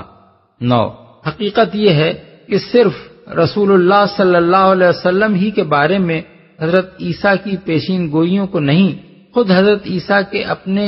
صحیح حالات اور آپ کی اصل تعلیمات کو جاننے کا بھی معتبر ذریعہ وہ 4 انجیلیں نہیں ہیں جن کو مسیحی کلیسا نے معتبر و مسلم اناجیل یعنی کینونیکل گاسپلز قرار دے رکھا ہے، بلکہ اس کا زیادہ قابل اعتماد ذریعہ وہ انجیل برناباس ہے جسے کلیسا غیر قانونی اور مشکوک الصحت یعنی اپوکرائفل کہتا ہے۔ عیسائیوں نے اسے چھپانے کا بڑا اہتمام کیا ہے، صدیوں تک یہ دنیا سے ناپید رہی ہے۔ 16ویں صدی میں اس کے اطالوی ترجمے کا صرف ایک نسخہ پوپ سیکسٹس کی کتب خانے میں پایا جاتا تھا اور کسی کو اس کے پڑھنے کی اجازت نہ تھی۔ 18ویں صدی کے آغاز میں وہ ایک شخص جان ٹولینڈ کے ہاتھ لگا، پھر مختلف ہاتھوں میں گشت کرتا ہوا سن 1738 عیسوی میں ویانا کی امپیریل لائبریری میں پہنچ گیا۔ سن 1907 عیسوی میں اسی نسخے کا انگریزی ترجمہ آکسفورڈ کے کلیرنڈن پریس سے شائع ہو گیا تھا، مگر غالباً اس کی اشاعت کے بعد فوراً ہی عیسائی دنیا میں یہ احساس پیدا ہو گیا کہ یہ کتاب تو اس مذہب کی جڑ ہی کاٹے دے رہی ہے جسے حضرت عیسیٰ کے نام سے منسوب کیا جاتا ہے، اس لیے اس کے مطبوعہ نسخے کسی خاص تدبیر سے غائب کر دیے گئے اور پھر کبھی اس کی اشاعت کی نوبت نہ آ سکی۔ دوسرا ایک نسخہ اسی اطالوی ترجمے سے اسپینی زبان میں منتقل کیا ہوا 18ویں صدی میں پایا جاتا تھا، جس کا ذکر جارج سیل نے اپنے انگریزی ترجمہ قرآن کے مقدمے میں کیا ہے، مگر وہ بھی کہیں غائب کر دیا گیا اور آج اس کا بھی کہیں پتہ نشان نہیں ملتا۔ مجھے آکسفورڈ سے شائع شدہ انگریزی ترجمے کی ایک فوٹوسٹیٹ کاپی دیکھنے کا اتفاق ہوا ہے اور میں نے اسے لفظ بلفظ پڑھا ہے۔ میرا احساس یہ ہے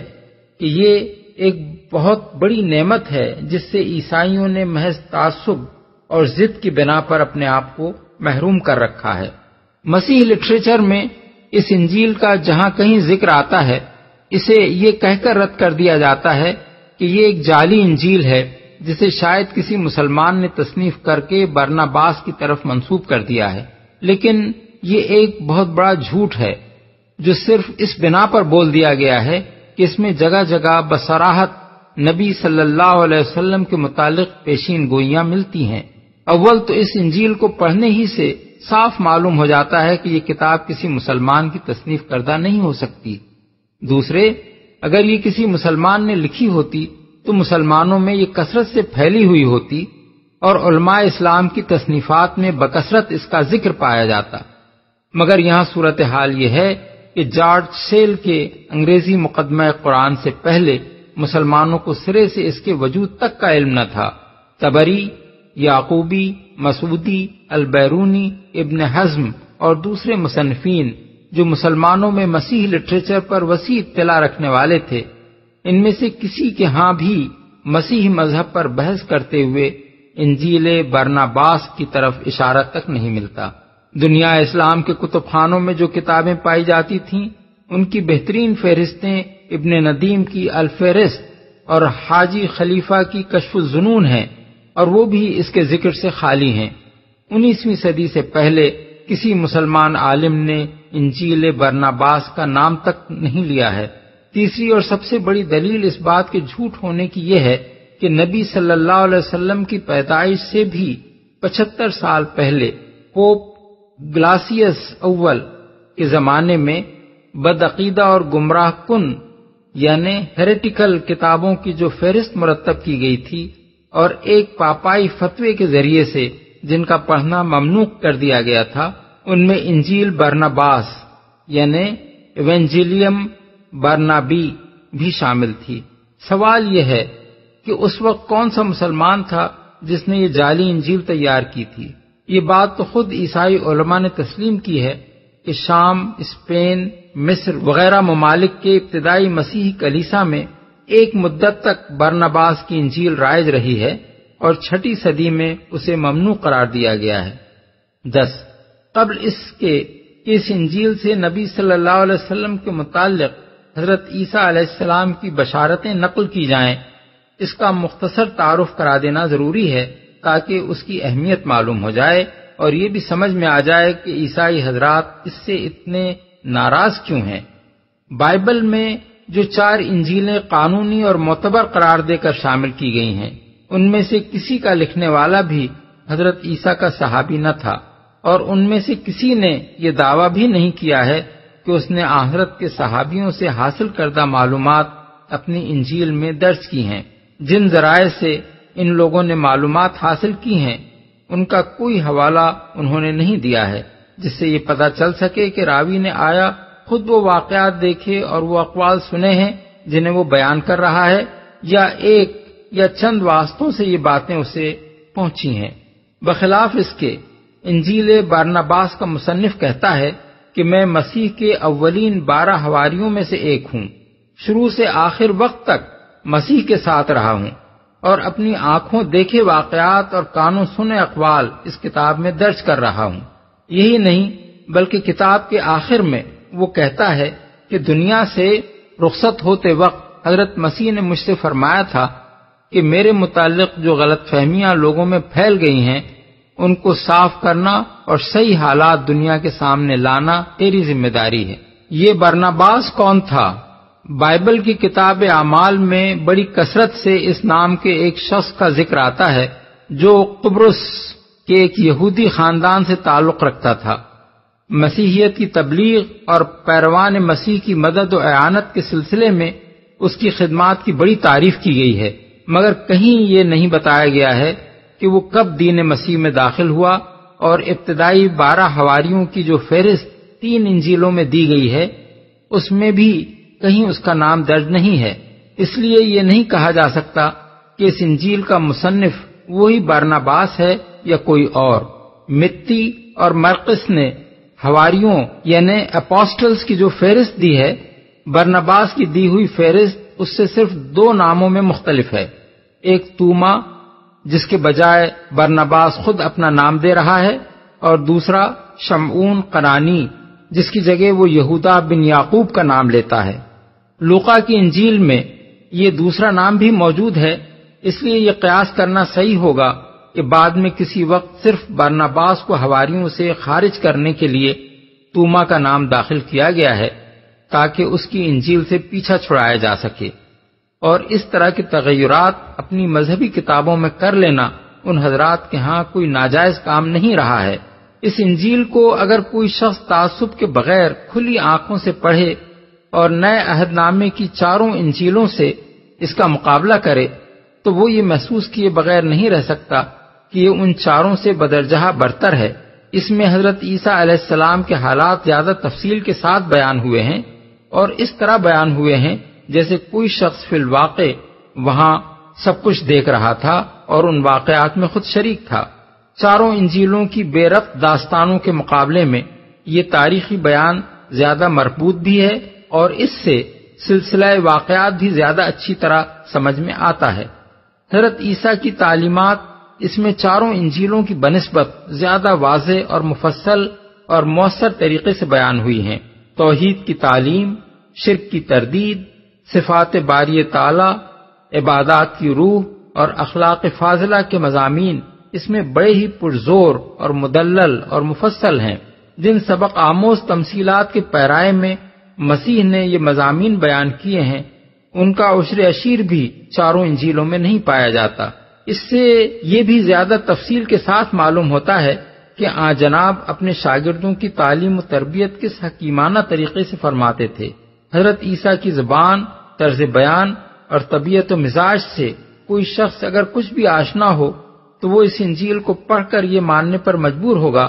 کہ یہ کوئی جعلی داستان نہیں ہے جو بعد میں کسی نے گھڑ لی ہو، بلکہ اس میں حضرت مسیح اناجیل اربع کی بنسبت اپنی اصلی شان میں بہت زیادہ نمایاں ہو کر ہمارے سامنے آتے ہیں، اور اس میں ان تضادات کا نام و نشان بھی نہیں ہے جو اناجیل اربع میں ان کے مختلف اقوال کے درمیان پایا جاتا ہے۔ اس انجیل میں حضرت عیسیٰ کی زندگی اور آپ کی تعلیمات ٹھیک ٹھیک ایک نبی کی زندگی اور تعلیمات کے مطابق نظر آتی ہیں۔ وہ اپنے آپ کو ایک نبی کی حیثیت سے پیش کرتے ہیں، تمام پچھلے انبیاء اور کتابوں کی تصدیق کرتے ہیں، صاف کہتے ہیں کہ انبیاء علیہم السلام کی تعلیمات کے سوا معرفت حق کا کوئی دوسرا ذریعہ نہیں ہے، اور جو انبیاء کو چھوڑتا ہے وہ دراصل خدا کو چھوڑتا ہے۔ توحید، رسالت اور آخرت کے ٹھیک وہی عقائد پیش کرتے ہیں جن کی تعلیم تمام انبیاء نے دی ہے۔ نماز، روزے اور زکوٰۃ کی تلقین کرتے ہیں۔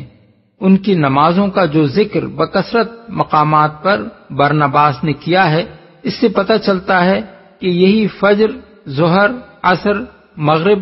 عشاء اور تہجد کے اوقات تھے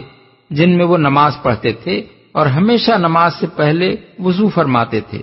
انبیاء میں سے وہ حضرت داؤد و سلیمان کو نبی قرار دیتے ہیں، حالانکہ یہودیوں اور عیسائیوں نے ان کو انبیاء کی فہرست سے خارج کر رکھا ہے۔ حضرت اسماعیل کو وہ ذبیح قرار دیتے ہیں اور ایک یہودی عالم سے اقرار کراتے ہیں کہ فی الواقع ذبیح حضرت اسماعیل ہی تھے، اور بنی اسرائیل نے زبردستی کھینچ تان کر کے حضرت اسحاق کو ذبیح بنا رکھا ہے۔ آخرت اور قیامت اور جنت و دوزخ کے متعلق ان کی تعلیمات قریب قریب وہی ہیں جو قرآن میں بیان ہوئی ہیں۔ 11 عیسائی جس وجہ سے انجیل برناباس کے مخالف ہیں وہ دراصل یہ نہیں ہے کہ اس میں رسول اللہ صلی اللہ علیہ وسلم کے متعلق جگہ جگہ صاف اور واضح بشارتیں ہیں، کیونکہ وہ تو حضور کی پیدائش سے بھی بہت پہلے اس انجیل کو رد کر چکے تھے۔ ان کی ناراضگی کی اصل وجہ کو سمجھنے کے لیے تھوڑی سی تفصیلی بحث درکار ہے۔ حضرت عیسیٰ علیہ السلام کے ابتدائی پیرو آپ کو صرف نبی مانتے تھے، موسوی شریعت کا اتباع کرتے تھے، عقائد اور احکام اور عبادات کے معاملے میں اپنے آپ کو دوسرے بنی اسرائیل سے قطعاً الگ نہ سمجھتے تھے، اور یہودیوں سے ان کا اختلاف صرف اس امر میں تھا کہ یہ حضرت عیسیٰ کو مسیح تسلیم کر کے ان پر ایمان لائے تھے اور وہ ان کو مسیح ماننے سے انکار کرتے تھے۔ بعد میں جب سینٹ پال اس جماعت میں داخل ہوا تو اس نے رومیوں، یونانیوں اور دوسرے غیر یہودی اور غیر اسرائیلی لوگوں میں بھی اس دین کی تبلیغ و اشاعت شروع کر دی، اور اس غرض کے لیے ایک نیا دین بنا ڈالا جس کے عقائد اور اصول اور احکام اس دین سے بالکل مختلف تھے جسے حضرت عیسیٰ علیہ السلام نے پیش کیا تھا۔ اس شخص نے حضرت عیسیٰ کی کوئی صحبت نہیں پائی تھی، بلکہ ان کے زمانے میں وہ ان کا سخت مخالف تھا، اور ان کے بعد بھی کئی سال تک ان کے پیرووں کا دشمن بنا رہا۔ پھر جب اس جماعت میں داخل ہو کر اس نے ایک نیا دین بنانا شروع کیا، اس وقت بھی اس نے حضرت عیسیٰ کے کسی قول کی سند نہیں پیش کی، بلکہ اپنے کشف و الہام کو بنیاد بنایا۔ اس نئے دین کی تشکیل میں اس کے پیش نظر بس یہ مقصد تھا کہ دین ایسا ہو جسے عام غیر یہودی یعنی جینٹائل دنیا قبول کر لے۔ اس نے اعلان کر دیا کہ ایک عیسائی شریعت یہود کی تمام پابندیوں سے آزاد ہے۔ اس نے کھانے پینے میں حرام و حلال کی ساری قیود ختم کر دیں۔ اس نے ختنہ کے حکم کو بھی منسوخ کر دیا جو غیر یہودی دنیا کو خاص طور پر ناگوار تھا، حتیٰ کہ اس نے مسیح کی الوہیت اور ان کے ابن خدا ہونے اور صلیب پر جان دے کر اولاد آدم کے پیدائشی گناہ کا کفارہ بن جانے کا عقیدہ بھی تصنیف کر ڈالا، کیونکہ عام مشرکین کے مزاج سے یہ بہت مناسبت رکھتا تھا۔ مسیح کے ابتدائی پیرووں نے ان بدعات کی مزاحمت کی، مگر سینٹ پال نے جو دروازہ کھولا تھا اس سے غیر یہودی عیسائیوں کا ایک ایسا زبردست سیلاب اس مذہب میں داخل ہو گیا جس کے مقابلے میں وہ مٹھی بھر لوگ کسی طرح نہ ٹھہر سکے۔ تاہم تیسری صدی عیسوی کے اختتام تک بکثرت لوگ ایسے موجود تھے جو مسیح کی الوہیت کے عقیدے سے انکار کرتے تھے، مگر چوتھی صدی کے آغاز یعنی 325 عیسوی میں نیقیہ کی کونسل نے پولوسی عقائد کو قطعی طور پر مسیحیت کا مسلم مذہب قرار دے دیا، اور پھر رومی سلطنت خود عیسائی ہو گئی، اور قیصر تھیوڈوسس کے زمانے میں یہی مذہب سلطنت کا سرکاری مذہب بن گیا۔ اس کے بعد قدرتی بات تھی کہ وہ تمام کتابیں جو اس عقیدے کے خلاف ہوں مردود قرار دے دی جائیں، اور صرف وہی کتابیں معتبر ٹھہرائی جائیں جو اس عقیدے سے مطابقت رکھتی ہوں۔ سن 367 میں پہلی مرتبہ اتھاناسیوس کے ایک خط کے ذریعے معتبر و مسلم کتابوں کے ایک مجموعے کا اعلان کیا گیا، اور پھر اس کی توثیق سن 382 میں پوپ ڈیمیسیس کے زیر صدارت ایک مجلس نے کی، اور 5ویں صدی کے آخر میں پوپ گلاسیوس نے اس مجموعے کو مسلم قرار دینے کے ساتھ ساتھ ان کتابوں کی ایک فہرست مرتب کر دی جو غیر مسلم تھیں۔ حالانکہ جن پولوسی عقائد کو بنیاد بنا کر مذہبی کتابوں کے معتبر اور غیر معتبر ہونے کا یہ فیصلہ کیا گیا تھا، ان کے متعلق کبھی کوئی عیسائی عالم یہ دعویٰ نہیں کر سکا ہے کہ ان میں سے کسی عقیدے کی تعلیم خود حضرت عیسیٰ علیہ السلام نے دی تھی، بلکہ معتبر کتابوں کے مجموعے میں جو انجیلیں شامل ہیں خود ان میں بھی حضرت عیسیٰ کے اپنے کسی قول سے ان عقائد کا ثبوت نہیں ملتا۔ انجیل برناباس ان غیر مسلم کتابوں میں اس لیے شامل کی گئی کہ وہ مسیحیت کے اس سرکاری عقیدے کے بالکل خلاف تھی۔ اس کا مصنف کتاب کے آغاز ہی میں اپنا مقصد تصنیف یہ بیان کرتا ہے کہ ان لوگوں کے خیالات کی اصلاح کی جائے جو شیطان کے دھوکے میں آ کر یسوع کو ابن اللہ قرار دیتے ہیں، ختنہ کو غیر ضروری ٹھہراتے ہیں اور حرام کھانوں کو حلال کر دیتے ہیں، جن میں سے ایک دھوکہ کھانے والا پولوس بھی ہے۔ وہ بتاتا ہے کہ جب حضرت عیسیٰ دنیا میں موجود تھے اس زمانے میں ان کے معجزات کو دیکھ کر سب سے پہلے مشرک رومی سپاہیوں نے ان کو خدا اور بعض نے خدا کا بیٹا کہنا شروع کیا۔ پھر یہ چھوت بنی اسرائیل کے عوام کو بھی لگ گئی۔ اس پر حضرت عیسیٰ سخت پریشان ہوئے۔ انہوں نے بار بار نہایت شدت کے ساتھ اپنے متعلق اس غلط عقیدے کی تردید کی اور ان لوگوں پر لعنت بھیجی جو ان کے متعلق ایسی باتیں کہتے تھے۔ پھر انہوں نے اپنے شاگردوں کو پورے یہودیہ میں اس عقیدے کی تردید کے لیے بھیجا اور ان کی دعا سے شاگردوں کے ہاتھوں بھی وہی معجزے صادر کرائے گئے جو خود حضرت عیسیٰ سے صادر ہوتے تھے، تاکہ لوگ اس غلط خیال سے باز آ جائیں کہ جس شخص سے یہ معجزے صادر ہو رہے ہیں وہ خدا یا خدا کا بیٹا ہے۔ اس سلسلے میں وہ حضرت عیسیٰ کی مفصل تقریریں نقل کرتا ہے جن میں انہوں نے بڑی سختی کے ساتھ اس غلط عقیدے کی تردید کی تھی، اور جگہ جگہ یہ بتاتا ہے کہ جناب اس گمراہی کے پھیلنے پر کس قدر پریشان تھے۔ مزید برآں وہ اس پولوسی عقیدے کی بھی صاف صاف تردید کرتا ہے کہ مسیح علیہ السلام نے صلیب پر جان دی تھی۔ وہ اپنے چشم دید حالات یہ بیان کرتا ہے کہ جب یہودا اسکریوتی یہودیوں کے سردار کاہن سے رشوت لے کر حضرت عیسیٰ کو گرفتار کرانے کے لیے سپاہیوں کو لے کر آیا تو اللہ تعالیٰ کے حکم سے 4 فرشتے جناب کو اٹھا لے گئے، اور یہودا اسکریوتی کی شکل اور آواز بالکل وہی کر دی گئی جو حضرت عیسیٰ کی تھی۔ صلیب پر وہی چڑھایا گیا تھا، نہ کہ حضرت عیسیٰ۔ اس طرح یہ انجیل پولوسی مسیحیت کی جڑ کاٹ دیتی ہے اور قرآن کے بیان کی پوری توثیق کرتی ہے، حالانکہ نزول قرآن سے 115 سال پہلے اس کے ان بیانات ہی کی بنا پر مسیح پادری اسے رد کر چکے تھے۔ 12 اس بحث سے یہ بات واضح ہو جاتی ہے کہ انجیل برناباس در حقیقت اناجیل 4 سے زیادہ معتبر انجیل ہے۔ مسیح علیہ السلام کی تعلیمات اور سیرت اور اقوال کی صحیح ترجمانی کرتی ہے، اور یہ عیسائیوں کی اپنی بدقسمتی ہے کہ اس انجیل کے ذریعے سے اپنے عقائد کی تصحیح اور حضرت مسیح کی اصل تعلیمات کو جاننے کا جو موقع ان کو ملا تھا اسے محض ضد کی بنا پر انہوں نے کھو دیا۔ اس کے بعد ہم پورے اطمینان کے ساتھ وہ بشارتیں نقل کر سکتے ہیں جو رسول اللہ صلی اللہ علیہ وسلم کے بارے میں برناباس نے حضرت عیسیٰ سے روایت کی ہیں۔ ان بشارتوں میں کہیں حضرت عیسیٰ حضور کا نام لیتے ہیں، کہیں رسول اللہ کہتے ہیں، کہیں آپ کے لیے مسیح کا لفظ استعمال کرتے ہیں، کہیں قابل تعریف یعنی ایڈمائربل کہتے ہیں، اور کہیں صاف صاف ایسے فقرے ارشاد فرماتے ہیں جو بالکل لا الہ الا اللہ محمد الرسول اللہ کے ہم معنی ہیں۔ ہمارے لیے ان ساری بشارتوں کو نقل کرنا مشکل ہے کیونکہ وہ اتنی زیادہ ہیں اور جگہ جگہ مختلف پیرایوں اور سیاق و سباق میں آئی ہیں کہ ان سے ایک اچھا خاصا رسالہ مرتب ہو سکتا ہے۔ یہاں ہم محض بطور نمونہ ان میں سے چند کو نقل کرتے ہیں۔ تمام انبیاء جن کو خدا نے دنیا میں بھیجا، جن کی تعداد 1,44,000 تھی، انہوں نے ابہام کے ساتھ بات کی، مگر میرے بعد تمام انبیاء اور مقدس ہستیوں کا نور آئے گا جو انبیاء کی کہی ہوئی باتوں کے اندھیرے پر روشنی ڈال دے گا، کیونکہ وہ خدا کا رسول ہے۔ باب 17 فریسیوں اور لاویوں نے کہا، اگر تو نہ مسیح ہے، نہ الیاس، نہ کوئی اور نبی، تو کیوں تو نئی تعلیم دیتا ہے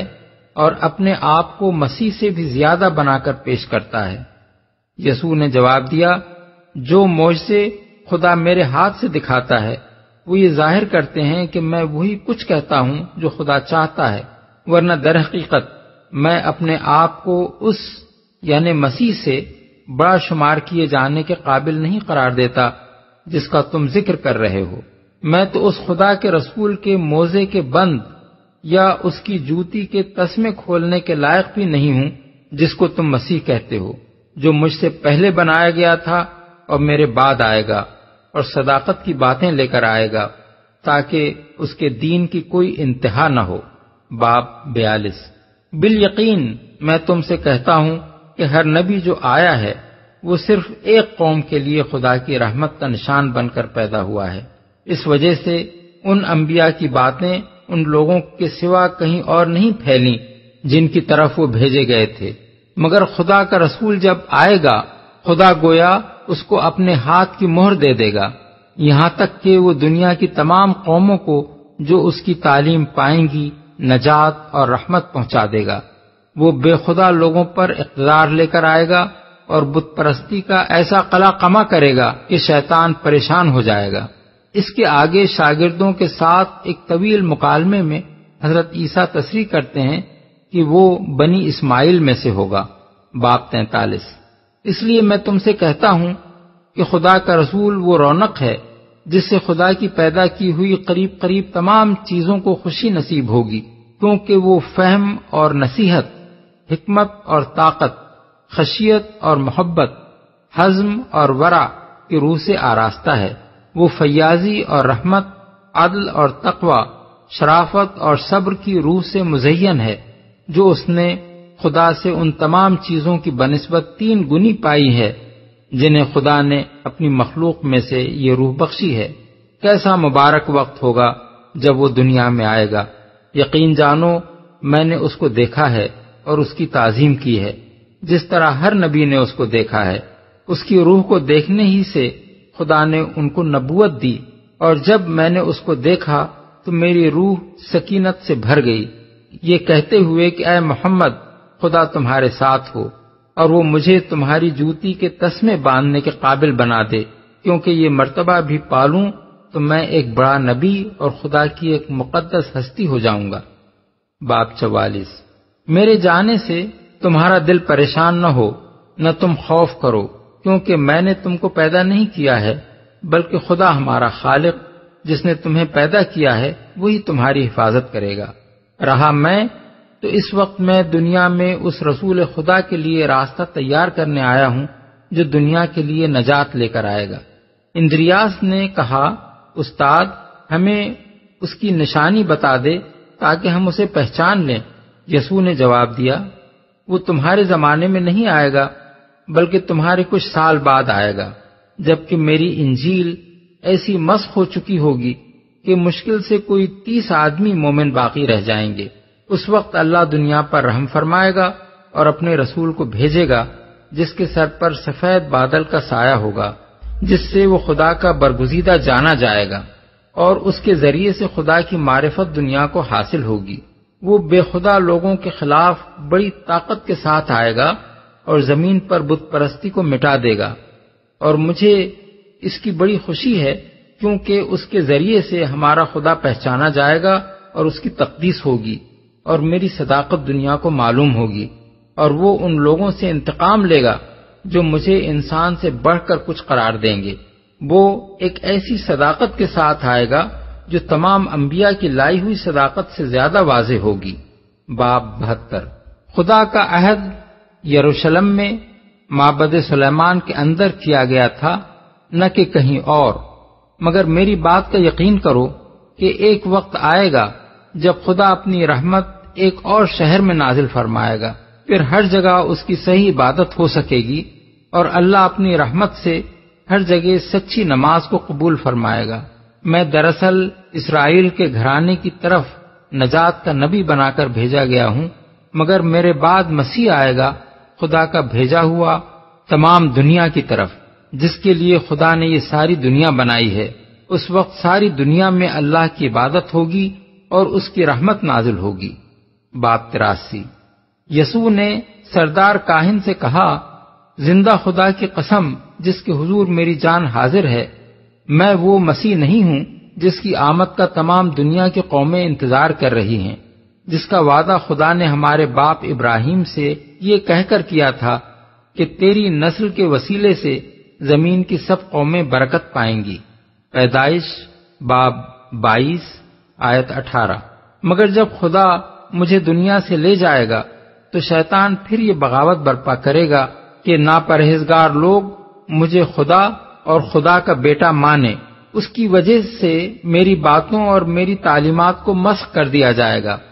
یہاں تک کہ بمشکل 30 صاحب ایمان باقی رہ جائیں گے۔ اس وقت خدا دنیا پر رحم فرمائے گا اور اپنا رسول بھیجے گا جس کے لیے اس نے دنیا کی یہ ساری چیزیں بنائی ہیں، جو قوت کے ساتھ جنوب سے آئے گا اور بتوں کو بت پرستوں کے ساتھ برباد کر دے گا، جو شیطان سے وہ اقتدار چھین لے گا جو اس نے انسانوں پر حاصل کر لیا ہے۔ وہ خدا کی رحمت ان لوگوں کی نجات کے لیے اپنے ساتھ لائے گا جو اس پر ایمان لائیں گے، اور مبارک ہے وہ جو اس کی باتوں کو مانے۔ باب 96۔ سردار کاہن نے پوچھا، کیا خدا کے اس رسول کے بعد دوسرے نبی بھی آئیں گے؟ یسوع نے جواب دیا، اس کے بعد خدا کے بھیجے ہوئے سچے نبی نہیں آئیں گے، مگر بہت سے جھوٹے نبی آ جائیں گے جن کا مجھے بڑا غم ہے، کیونکہ شیطان خدا کے عادلانہ فیصلے کی وجہ سے ان کو اٹھائے گا اور وہ میری انجیل کے پردے میں اپنے آپ کو چھپائیں گے۔ باب 97۔ سردار کاہن نے پوچھا کہ وہ مسیح کس نام سے پکارا جائے گا اور کیا نشانیاں اس کی آمد کو ظاہر کریں گی؟ یسوع نے جواب دیا، اس مسیح کا نام قابل تعریف ہے، کیونکہ خدا نے جب اس کی روح پیدا کی تھی اس وقت اس کا یہ نام خود رکھا تھا، اور وہاں اسے ایک ملکوتی شان میں رکھا گیا تھا۔ خدا نے کہا، اے محمد انتظار کر، کیونکہ تیری خاطر میں جنت، دنیا اور بہت سی مخلوق پیدا کروں گا اور اس کو تجھے تحفے کے طور پر دوں گا، یہاں تک کہ جو تیری تبریک کرے گا اسے برکت دی جائے گی، اور جو تجھ پر لعنت کرے گا اس پر لعنت کی جائے گی۔ جب میں تجھے دنیا کی طرف بھیجوں گا تو میں تجھ کو اپنے پیغامبر نجات کی حیثیت سے بھیجوں گا۔ تیری بات سچی ہوگی، یہاں تک کہ زمین و آسمان ٹل جائیں گے مگر تیرا دین نہیں ٹلے گا، سو اس کا مبارک نام محمد ہے۔ باب 97۔ بارنباس لکھتا ہے کہ ایک موقع پر شاگردوں کے سامنے حضرت عیسیٰ نے بتایا کہ میرے ہی شاگردوں میں سے ایک، جو بعد میں یہودا اسکریوتی نکلا، مجھے 30 سکوں کے عوض دشمنوں کے ہاتھ بیچ دے گا۔ پھر فرمایا، اس کے بعد مجھے یقین ہے کہ جو مجھے بیچے گا وہی میرے نام سے مارا جائے گا، کیونکہ خدا مجھے زمین سے اوپر اٹھا لے گا اور اس غدار کی صورت ایسی بدل دے گا کہ ہر شخص یہ سمجھے گا کہ وہ میں ہی ہوں۔ تاہم جب وہ ایک بری موت مرے گا تو ایک مدت تک میری ہی تذلیل ہوتی رہے گی، مگر جب محمد خدا کا مقدس رسول آئے گا تو میری وہ بدنامی دور کر دی جائے گی، اور خدا یہ اس لیے کرے گا کہ میں نے اس مسیح کی صداقت کا اقرار کیا ہے۔ وہ مجھے اس کا یہ انعام دے گا کہ لوگ یہ جان لیں گے کہ میں زندہ ہوں اور اس ذلت کی موت سے میرا کوئی واسطہ نہیں ہے۔ باب 113۔ شاگردوں سے حضرت عیسیٰ نے کہا، بے شک میں تم سے کہتا ہوں کہ اگر موسیٰ کی کتاب سے صداقت مسخ نہ کر دی گئی ہوتی تو خدا ہمارے باپ داؤد کو ایک دوسری کتاب نہ دیتا، اور اگر داؤد کی کتاب میں تحریف نہ کی گئی ہوتی تو خدا مجھے انجیل نہ دیتا، کیونکہ خداوند ہمارا خدا بدلنے والا نہیں ہے اور اس نے سب انسانوں کو ایک ہی پیغام دیا ہے۔ لہذا جب اللہ کا رسول آئے گا تو وہ اس لیے آئے گا کہ ان ساری چیزوں کو صاف کر دے جن سے بے خدا لوگوں نے میری کتاب کو آلودہ کر دیا ہے۔ باب 124۔ ان صاف اور مفصل پیشین گوئیوں میں صرف 3 چیزیں ایسی ہیں جو بادی نظر میں نگاہ کو کھٹکتی ہیں۔ ایک یہ کہ ان میں اور انجیل برنباس کی متعدد دوسری عبارتوں میں حضرت عیسیٰ علیہ السلام نے اپنے مسیح ہونے کا انکار کیا ہے۔ دوسری یہ کہ صرف انہی عبارتوں میں نہیں بلکہ اس انجیل کے بہت سے مقامات پر رسول اللہ صلی اللہ علیہ وسلم کا اصل عربی نام محمد لکھا گیا ہے، حالانکہ یہ انبیاء کی پیشین گوئیوں کا عام طریقہ نہیں ہے کہ بعد کی آنے والی کسی ہستی کا اصل نام لیا جائے۔ تیسری یہ کہ اس میں حضرت صلی اللہ علیہ وسلم کو مسیح کہا گیا ہے۔ پہلے شبہ کا جواب یہ ہے کہ صرف انجیل برنباس ہی میں نہیں بلکہ لوقا کی انجیل میں بھی یہ ذکر موجود ہے کہ حضرت عیسیٰ نے اپنے شاگردوں کو اس بات سے منع کیا تھا کہ وہ آپ کو مسیح کہیں۔ لوقا کے الفاظ یہ ہیں، اس نے ان سے کہا، لیکن تم مجھے کیا کہتے ہو؟ پطرس نے جواب میں کہا، خدا کا مسیح، اس نے ان کو تاکید کر کے حکم دیا کہ یہ کسی سے نہ کہنا۔ باب 9 آیات 20-21۔ غالباً اس کی وجہ یہ تھی کہ بنی اسرائیل جس مسیح کے منتظر تھے اس کے متعلق ان کا خیال یہ تھا کہ وہ تلوار کے زور سے دشمنان حق کو مغلوب کرے گا، اس لیے حضرت عیسیٰ علیہ السلام نے فرمایا کہ وہ مسیح میں نہیں ہوں بلکہ وہ میرے بعد آنے والا ہے۔ دوسرے شبے کا جواب یہ ہے کہ برناباس کا جو اطالوی ترجمہ اس وقت دنیا میں موجود ہے اس کے اندر تو حضور کا نام بے شک محمد لکھا ہوا ہے، مگر یہ کسی کو بھی معلوم نہیں ہے کہ یہ کتاب کن کن زبانوں سے ترجمہ در ترجمہ ہوتی ہوئی اطالوی زبان میں پہنچی ہے۔ ظاہر ہے کہ اصل انجیل بارناباس سریانی زبان میں ہوگی، کیونکہ وہ حضرت عیسیٰ اور ان کے ساتھیوں کی زبان تھی۔ اگر وہ اصل کتاب دستیاب ہوتی تو دیکھا جا سکتا تھا کہ اس میں حضرت صلی اللہ علیہ وسلم کا اسم گرامی کیا لکھا گیا تھا۔ اب جو کچھ قیاس کیا جا سکتا ہے وہ یہ ہے کہ اصل میں تو حضرت عیسیٰ نے لفظ منحمنا استعمال کیا ہوگا، جیسا کہ ہم ابن اسحاق کے دیے ہوئے انجیل یوحنا کے حوالے سے بتا چکے ہیں۔ پھر مختلف مترجموں نے اپنی اپنی زبانوں میں اس کے ترجمے کر دیے ہوں گے۔ اس کے بعد غالباً کسی مترجم نے یہ دیکھ کر کہ پیشین گوئی میں آنے والے کا جو نام بتایا گیا ہے وہ بالکل لفظ محمد کا ہم معنی ہے، آپ کا یہی اسم گرامی لکھ دیا ہوگا۔ اس لیے صرف اس نام کی تصریح یہ شبہ پیدا کرنے کے لیے ہرگز کافی نہیں ہے کہ پوری انجیل برناباس کسی مسلمان نے جعلی تصنیف کر دی ہے۔ تیسرے شبے کا جواب یہ ہے کہ لفظ مسیح در حقیقت ایک اسرائیلی اصطلاح ہے جسے قرآن مجید میں مخصوص طور پر حضرت عیسیٰ کے لیے صرف اس بنا پر استعمال کیا گیا ہے کہ یہودی ان کے مسیح ہونے کا انکار کرتے تھے، ورنہ یہ نہ قرآن کی اصطلاح ہے نہ قرآن میں کہیں اس کو اسرائیلی اصطلاح کے معنوں میں استعمال کیا گیا ہے۔ اس لیے رسول اللہ صلی اللہ علیہ وسلم کے حق میں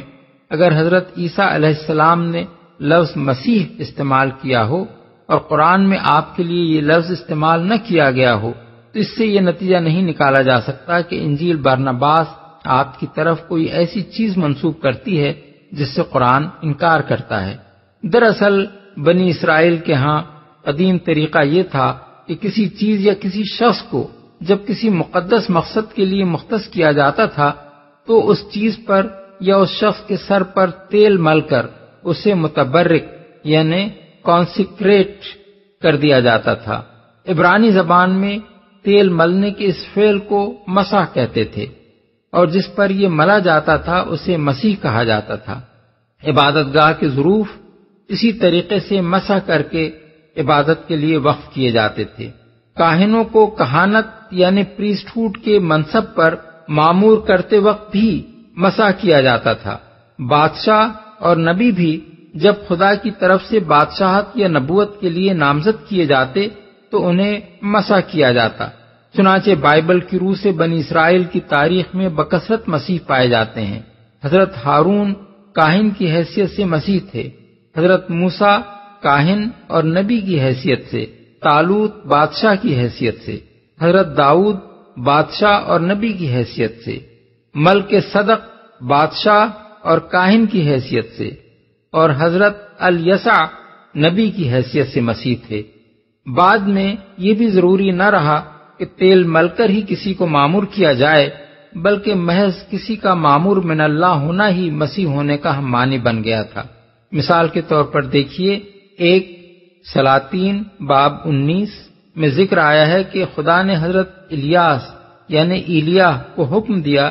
کہ حزائیل کو مسح کر کہ آرام یعنی دمشق کا بادشاہ ہو، اور نمسی کے بیٹے یاہو کو مسح کر کہ اسرائیل کا بادشاہ ہو، اور الیشا یعنی الیسا کو مسح کر کہ تیری جگہ نبی ہو۔ ان میں سے کسی کے سر پر بھی تیل نہیں ملا گیا، بس خدا کی طرف سے ان کی ماموریت کا فیصلہ سنا دینا ہی گویا انہیں مسح کر دینا تھا۔ بس اسرائیلی تصور کے مطابق لفظ مسیح در حقیقت معمور من اللہ کا ہم معنی تھا، اور اسی معنی میں حضرت عیسیٰ علیہ السلام نے رسول اللہ صلی اللہ علیہ وسلم کے لیے اس لفظ کو استعمال کیا تھا۔ لفظ مسیح کے اسرائیلی مفہوم کی تشریح کے لیے ملاحظہ ہو سائیکلوپیڈیا آف ببلیکل لٹریچر لفظ یہ سیاہ، یہ تو صریح دھوکہ ہے۔ اصل میں لفظ سحر استعمال ہوا ہے۔ سحر یہاں جادو کے نہیں بلکہ دھوکے اور فریب کے معنی میں استعمال ہوا ہے۔ عربی لغت میں جادو کی طرح اس کے یہ معنی بھی معروف ہیں۔ کہتے ہیں سحرہ اے خدعہ، اس نے فلاں شخص پر سحر کیا، یعنی اس کو فریب دیا۔ دل چھین لینے والی آنکھ کو عین ساحرۃ کہا جاتا ہے، یعنی ساحر آنکھ۔ جس زمین میں ہر طرف سراب ہی سراب نظر آئے اس کو ارض ساحرۃ کہتے ہیں۔ چاندی کو ملمع کر کے سونے جیسا کر دیا جائے تو کہتے ہیں سحرت الفدۃ۔ پس آیت کا مطلب یہ ہے کہ جب وہ نبی جس کے آنے کی بشارت عیسیٰ علیہ السلام نے دی تھی اپنے نبی ہونے کی بین نشانیوں کے ساتھ آ گیا تو بنی اسرائیل اور امت عیسیٰ نے اس کے دعوی نبوت کو سری فریب قرار دیا۔ ومن اظلم ممن افترى على الله الكذب وهو يدعى الى الاسلام والله لا يهدي القوم الظالمين۔ اب بھلا اس شخص سے بڑا ظالم اور کون ہوگا جو اللہ پر جھوٹے بہتان باندھے حالانکہ اسے اسلام یعنی اللہ کے آگے سر اطاعت جھکا دینے کی دعوت دی جا رہی ہو۔ ایسے ظالموں کو اللہ ہدایت نہیں دیا کرتا۔ جو اللہ پر جھوٹے بہتان باندھے یعنی اللہ کے بھیجے ہوئے نبی کو جھوٹا مدعی قرار دے اور اللہ کے اس کلام کو جو اس کے نبی پر نازل ہو رہا ہو نبی کا اپنا گھڑا ہوا کلام ٹھہرائے۔ اسلام کی دعوت دی جا رہی ہو، یعنی اول تو سچے نبی کو جھوٹا مدعی کہنا ہی بجائے خود کچھ کم ظلم نہیں ہے، کجا کہ اس پر مزید ظلم یہ کیا جائے کہ بلانے والا تو خدا کی بندگی و اطاعت کی طرف بلا رہا ہو اور سننے والا جواب میں اسے گالیاں دے اور اس کی دعوت کو زک دینے کے لیے جھوٹ اور بہتان اور افترا پردازیوں کے ہتھ کنڈے استعمال کرے۔ يريدون ليطفئوا نور الله بأفواههم والله متم نوره ولو كره الكافرون۔ یہ لوگ اپنے منہ کی پھوکوں سے اللہ کے نور کو بجھانا چاہتے ہیں اور اللہ کا فیصلہ یہ ہے کہ وہ اپنے نور کو پورا پھیلا کر رہے گا خواہ کافروں کو یہ کتنا ہی ناگوار ہو۔ یہ بات نگاہ میں رہے کہ یہ آیات سن 3 ہجری میں جنگ احد کے بعد نازل ہوئی تھیں، جبکہ اسلام صرف شہر مدینہ تک محدود تھا۔ مسلمانوں کی تعداد چند ہزار سے زیادہ نہ تھی اور سارا عرب اس دین کو مٹا دینے پر تلا ہوا تھا۔ احد کے مارکے میں جو زک مسلمانوں کو پہنچی تھی اس کی وجہ سے ان کی ہوا اکھڑ گئی تھی اور گرد و پیش کے قبائل ان پر شیر ہو گئے تھے۔ ان حالات میں فرمایا گیا کہ اللہ کا یہ نور کسی کے بجھائے نہ بجھ سکے گا بلکہ پوری طرح روشن ہو کر اور دنیا بھر میں پھیل کر رہے گا۔ یہ ایک صریح پیشین گوئی ہے جو حرف بحرف صحیح ثابت ہوئی۔ اللہ کے سوا اس وقت اور کون یہ جان سکتا تھا کہ اسلام کا مستقبل کیا ہے؟ انسانی نگاہیں تو اس وقت یہ دیکھ رہی تھیں کہ یہ ایک ٹمٹماتا ہوا چراغ ہے جسے بجھا دینے کے لیے بڑے زور کی آندھیاں چل رہی ہیں۔ هو الذي أرسل رسوله بالهدى ودين الحق ليظهره على الدين كله ولو كره المشركون۔ وہی تو ہے جس نے اپنے رسول کو ہدایت اور دین حق کے ساتھ بھیجا ہے تاکہ اسے پورے کے پورے دین پر غالب کر دے خواہ مشرکین کو یہ کتنا ہی ناگوار ہو۔ مشرکین کو ناگوار ہو یعنی ان لوگوں کو جو اللہ کی بندگی کے ساتھ دوسروں کی بندگیاں ملاتے ہیں اور اللہ کے دین میں دوسرے دینوں کی آمیزش کرتے ہیں، جو اس بات پر راضی نہیں ہیں کہ پورا کا پورا نظام زندگی صرف ایک خدا کی اطاعت اور ہدایت پر قائم ہو، جنہیں اس بات پر اصرار ہے کہ جس جس معبود کی چاہیں گے بندگی کریں گے اور جن جن فلسفوں اور نظریات پر چاہیں گے اپنے عقائد و اخلاق اور تہذیب و تمدن کی بنیاد رکھیں گے۔ ایسے سب لوگوں کے علی الرغم یہ فرمایا جا رہا ہے کہ اللہ کا رسول ان کے ساتھ مصالحت کرنے کے لیے نہیں بھیجا گیا ہے، بلکہ اس لیے بھیجا گیا ہے کہ جو ہدایت اور دین حق وہ اللہ کی طرف سے لایا ہے اسے پورے دین یعنی نظام زندگی کے ہر شعبے پر غالب کر دے۔ یہ کام اسے بہرحال کر کے رہنا ہے، کافر اور مشرک مان لیں تو اور نہ مانے تو، اور مزاحمت میں ایڑی چوٹی کا زور لگا دیں تو رسول کا یہ مشن ہر حالت میں پورا ہو کر رہے گا۔ یہ اعلان اس سے پہلے قرآن میں 2 جگہ ہو چکا ہے، ایک سورہ توبہ آیت 33 میں، دوسرے سورہ فتح آیت 28 میں۔ اب تیسری مرتبہ اسے یہاں دہرایا جا رہا ہے۔ یا ایھا الذین آمنوا هل ادلکم علی تجارۃ تنجیکم من عذاب علیم۔ اے لوگو جو ایمان لائے ہو، میں بتاؤں تم کو وہ تجارت جو تمہیں عذاب علیم سے بچا دے۔ وہ تجارت وہ چیز ہے جس میں آدمی اپنا مال، وقت، محنت اور ذہانت و قابلیت اس لیے کھپاتا ہے کہ اس سے نفع حاصل ہو۔ اسی رعایت سے یہاں ایمان اور جہاد فی سبیل اللہ کو تجارت کہا گیا ہے۔ مطلب یہ ہے کہ اس راہ میں اپنا سب کچھ کھپاؤ گے تو وہ نفع تمہیں حاصل ہوگا جو آگے بیان کیا جا رہا ہے۔ یہی مضمون سورہ توبہ آیت 111 میں ایک اور طریقے سے بیان کیا گیا ہے۔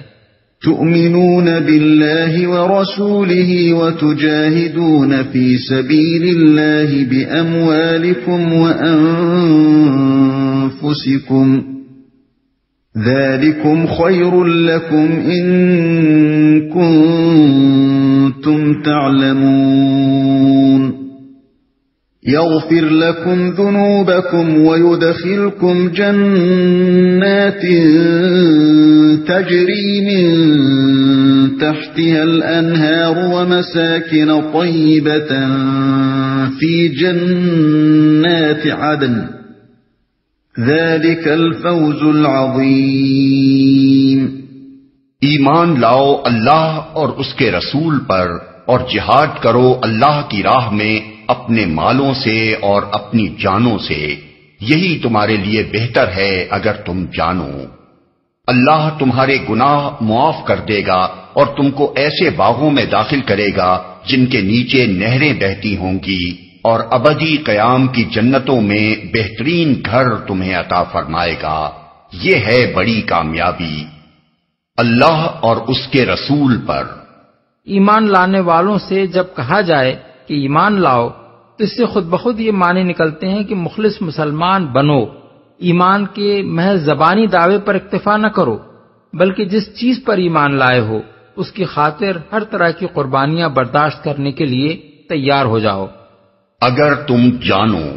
یعنی یہ تجارت تمہارے لیے دنیا کی تجارتوں سے زیادہ بہتر ہے۔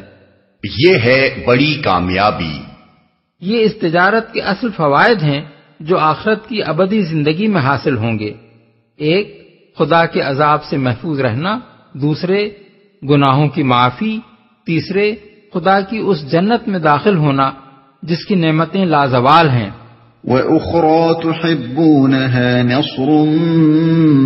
مِّنَ اللَّهِ وَفَتْحٌ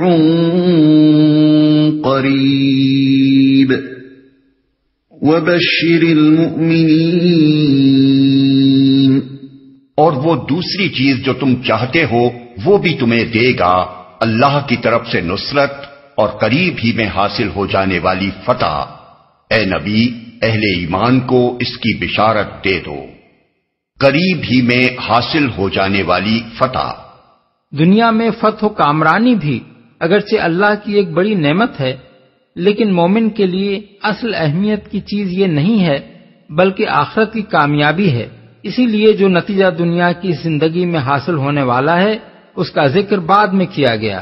اور جو نتیجہ آخرت میں رونما ہونے والا ہے اس کے ذکر کو مقدم رکھا گیا۔ یا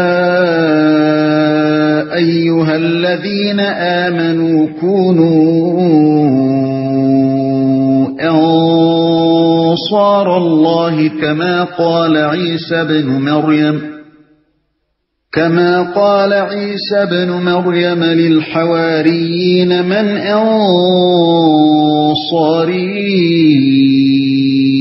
إلى الله قال الحواريون نحن أنصار الله فآمنت طائفة من بني إسرائيل وكفرت طائفة فأيدنا الذين آمنوا على عدوهم فأصبحوا ظاهرين۔ اے لوگو جو ایمان لائے ہو، اللہ کے مددگار بنو، جس طرح عیسیٰ ابن مریم نے حواریوں کو خطاب کر کے کہا تھا کون ہے اللہ کی طرف بلانے میں میرا مددگار، اور حواریوں نے جواب دیا تھا ہم ہیں اللہ کے مددگار۔ اس وقت بنی اسرائیل کا ایک گروہ ایمان لایا اور دوسرے گروہ نے انکار کیا، پھر ہم نے ایمان لانے والوں کی ان کے دشمنوں کے مقابلے میں تائید کی اور وہی غالب ہو کر رہے۔ حواریوں کو حضرت عیسیٰ علیہ السلام کے ساتھیوں کے لیے بائبل میں عموماً لفظ شاگرد استعمال کیا گیا ہے، لیکن بعد میں ان کے لیے رسول یعنی اپاسٹلز کی اصطلاح عیسائیوں میں رائج ہو گئی۔ اس معنی میں نہیں کہ وہ خدا کے رسول تھے، بلکہ اس معنی میں کہ حضرت عیسیٰ ان کو اپنی طرف سے مبلغ بنا کر اطراف فلسطین میں بھیجا کرتے تھے۔ یہودیوں کے ہاں یہ لفظ پہلے سے ان لوگوں کے لیے بولا جاتا تھا جو ہیکل کے لیے چندہ جمع کرنے بھیجے جاتے تھے۔ اس کے مقابلے میں قرآن کی اصطلاح حواری ان دونوں مسیحی اصطلاحوں سے بہتر ہے۔ اس لفظ کی اصل حور ہے جس کے معنی سفیدی کے ہیں۔ دھوبی کو حواری کہتے ہیں کیونکہ وہ کپڑے دھو کر سفید کر دیتا ہے۔ خالص اور بے آمیز چیز کو بھی حواری کہا جاتا ہے۔ جس آٹے کو چھان کر بھوسی نکال دی گئی ہو اسے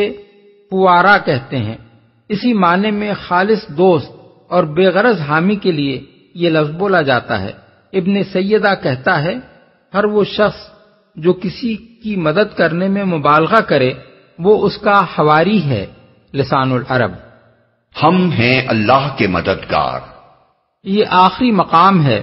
جہاں قرآن مجید میں ان لوگوں کو اللہ کا مددگار کہا گیا ہے جو خلق خدا کو دین کی طرف بلانے اور اللہ کے دین کو کفر کے مقابلے میں غالب کرنے کی جد و جہد کریں۔ اس سے پہلے یہی مضمون سورہ آل عمران آیت 52، سورہ حج آیت 40، سورہ محمد آیت 7، سورہ حدید آیت 25 اور سورہ حشر آیت 8 میں گزر چکا ہے، اور ان آیات کی تشریح ہم تفہیم القرآن جلد اول، سورہ آل عمران جلد سوم، الحج جلد پنجم، سورہ محمد اور سورہ حدید میں کر چکے ہیں۔ نیز سورہ محمد میں بھی اس مسئلے کے ایک گوشے پر واضح روشنی ڈالی جا چکی ہے۔ اس کے باوجود بعض لوگوں کے ذہن میں یہ الجھن پائی جاتی ہے کہ جب اللہ تعالیٰ قادر مطلق ہے، تمام خلق سے بے نیاز ہے، کسی کا محتاج نہیں ہے اور سب اس کے محتاج ہیں، تو کوئی بندہ آخر اللہ کا مددگار کیسے ہو سکتا ہے؟ اس الجھن کو رفع کرنے کے لیے ہم یہاں اس مسئلے کی مزید وضاحت کیے دیتے ہیں۔ دراصل ایسے لوگوں کو اللہ کا مددگار اس لیے نہیں کہا گیا ہے کہ اللہ رب العالمین معاذ اللہ کسی کام کے لیے اپنی کسی مخلوق کی مدد کا محتاج ہے، بلکہ یہ اس لیے فرمایا گیا ہے کہ زندگی کے جس دائرے میں اللہ تعالیٰ نے خود انسان کو کفر و ایمان اور طاعت و معصیت کی آزادی بخشی ہے، اس میں وہ لوگوں کو اپنی قوت قاہرہ سے کام لے کر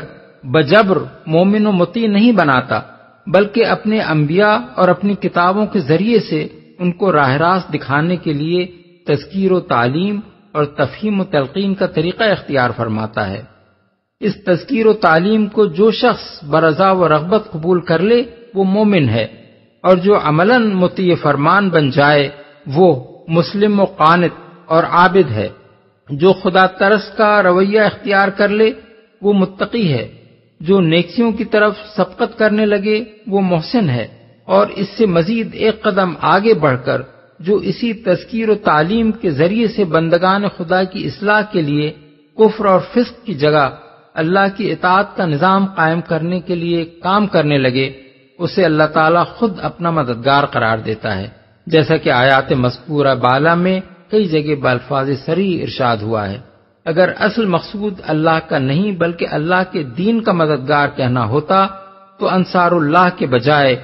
انصار دین اللہ فرمایا جاتا، ینصرون اللہ کے بجائے ینصرون دین اللہ فرمایا جاتا، ان تنصر اللہ کے بجائے ان تنصروا دین اللہ فرمایا جاتا۔ جب ایک مضمون کو ادا کرنے کے لیے اللہ تعالیٰ نے پے در پے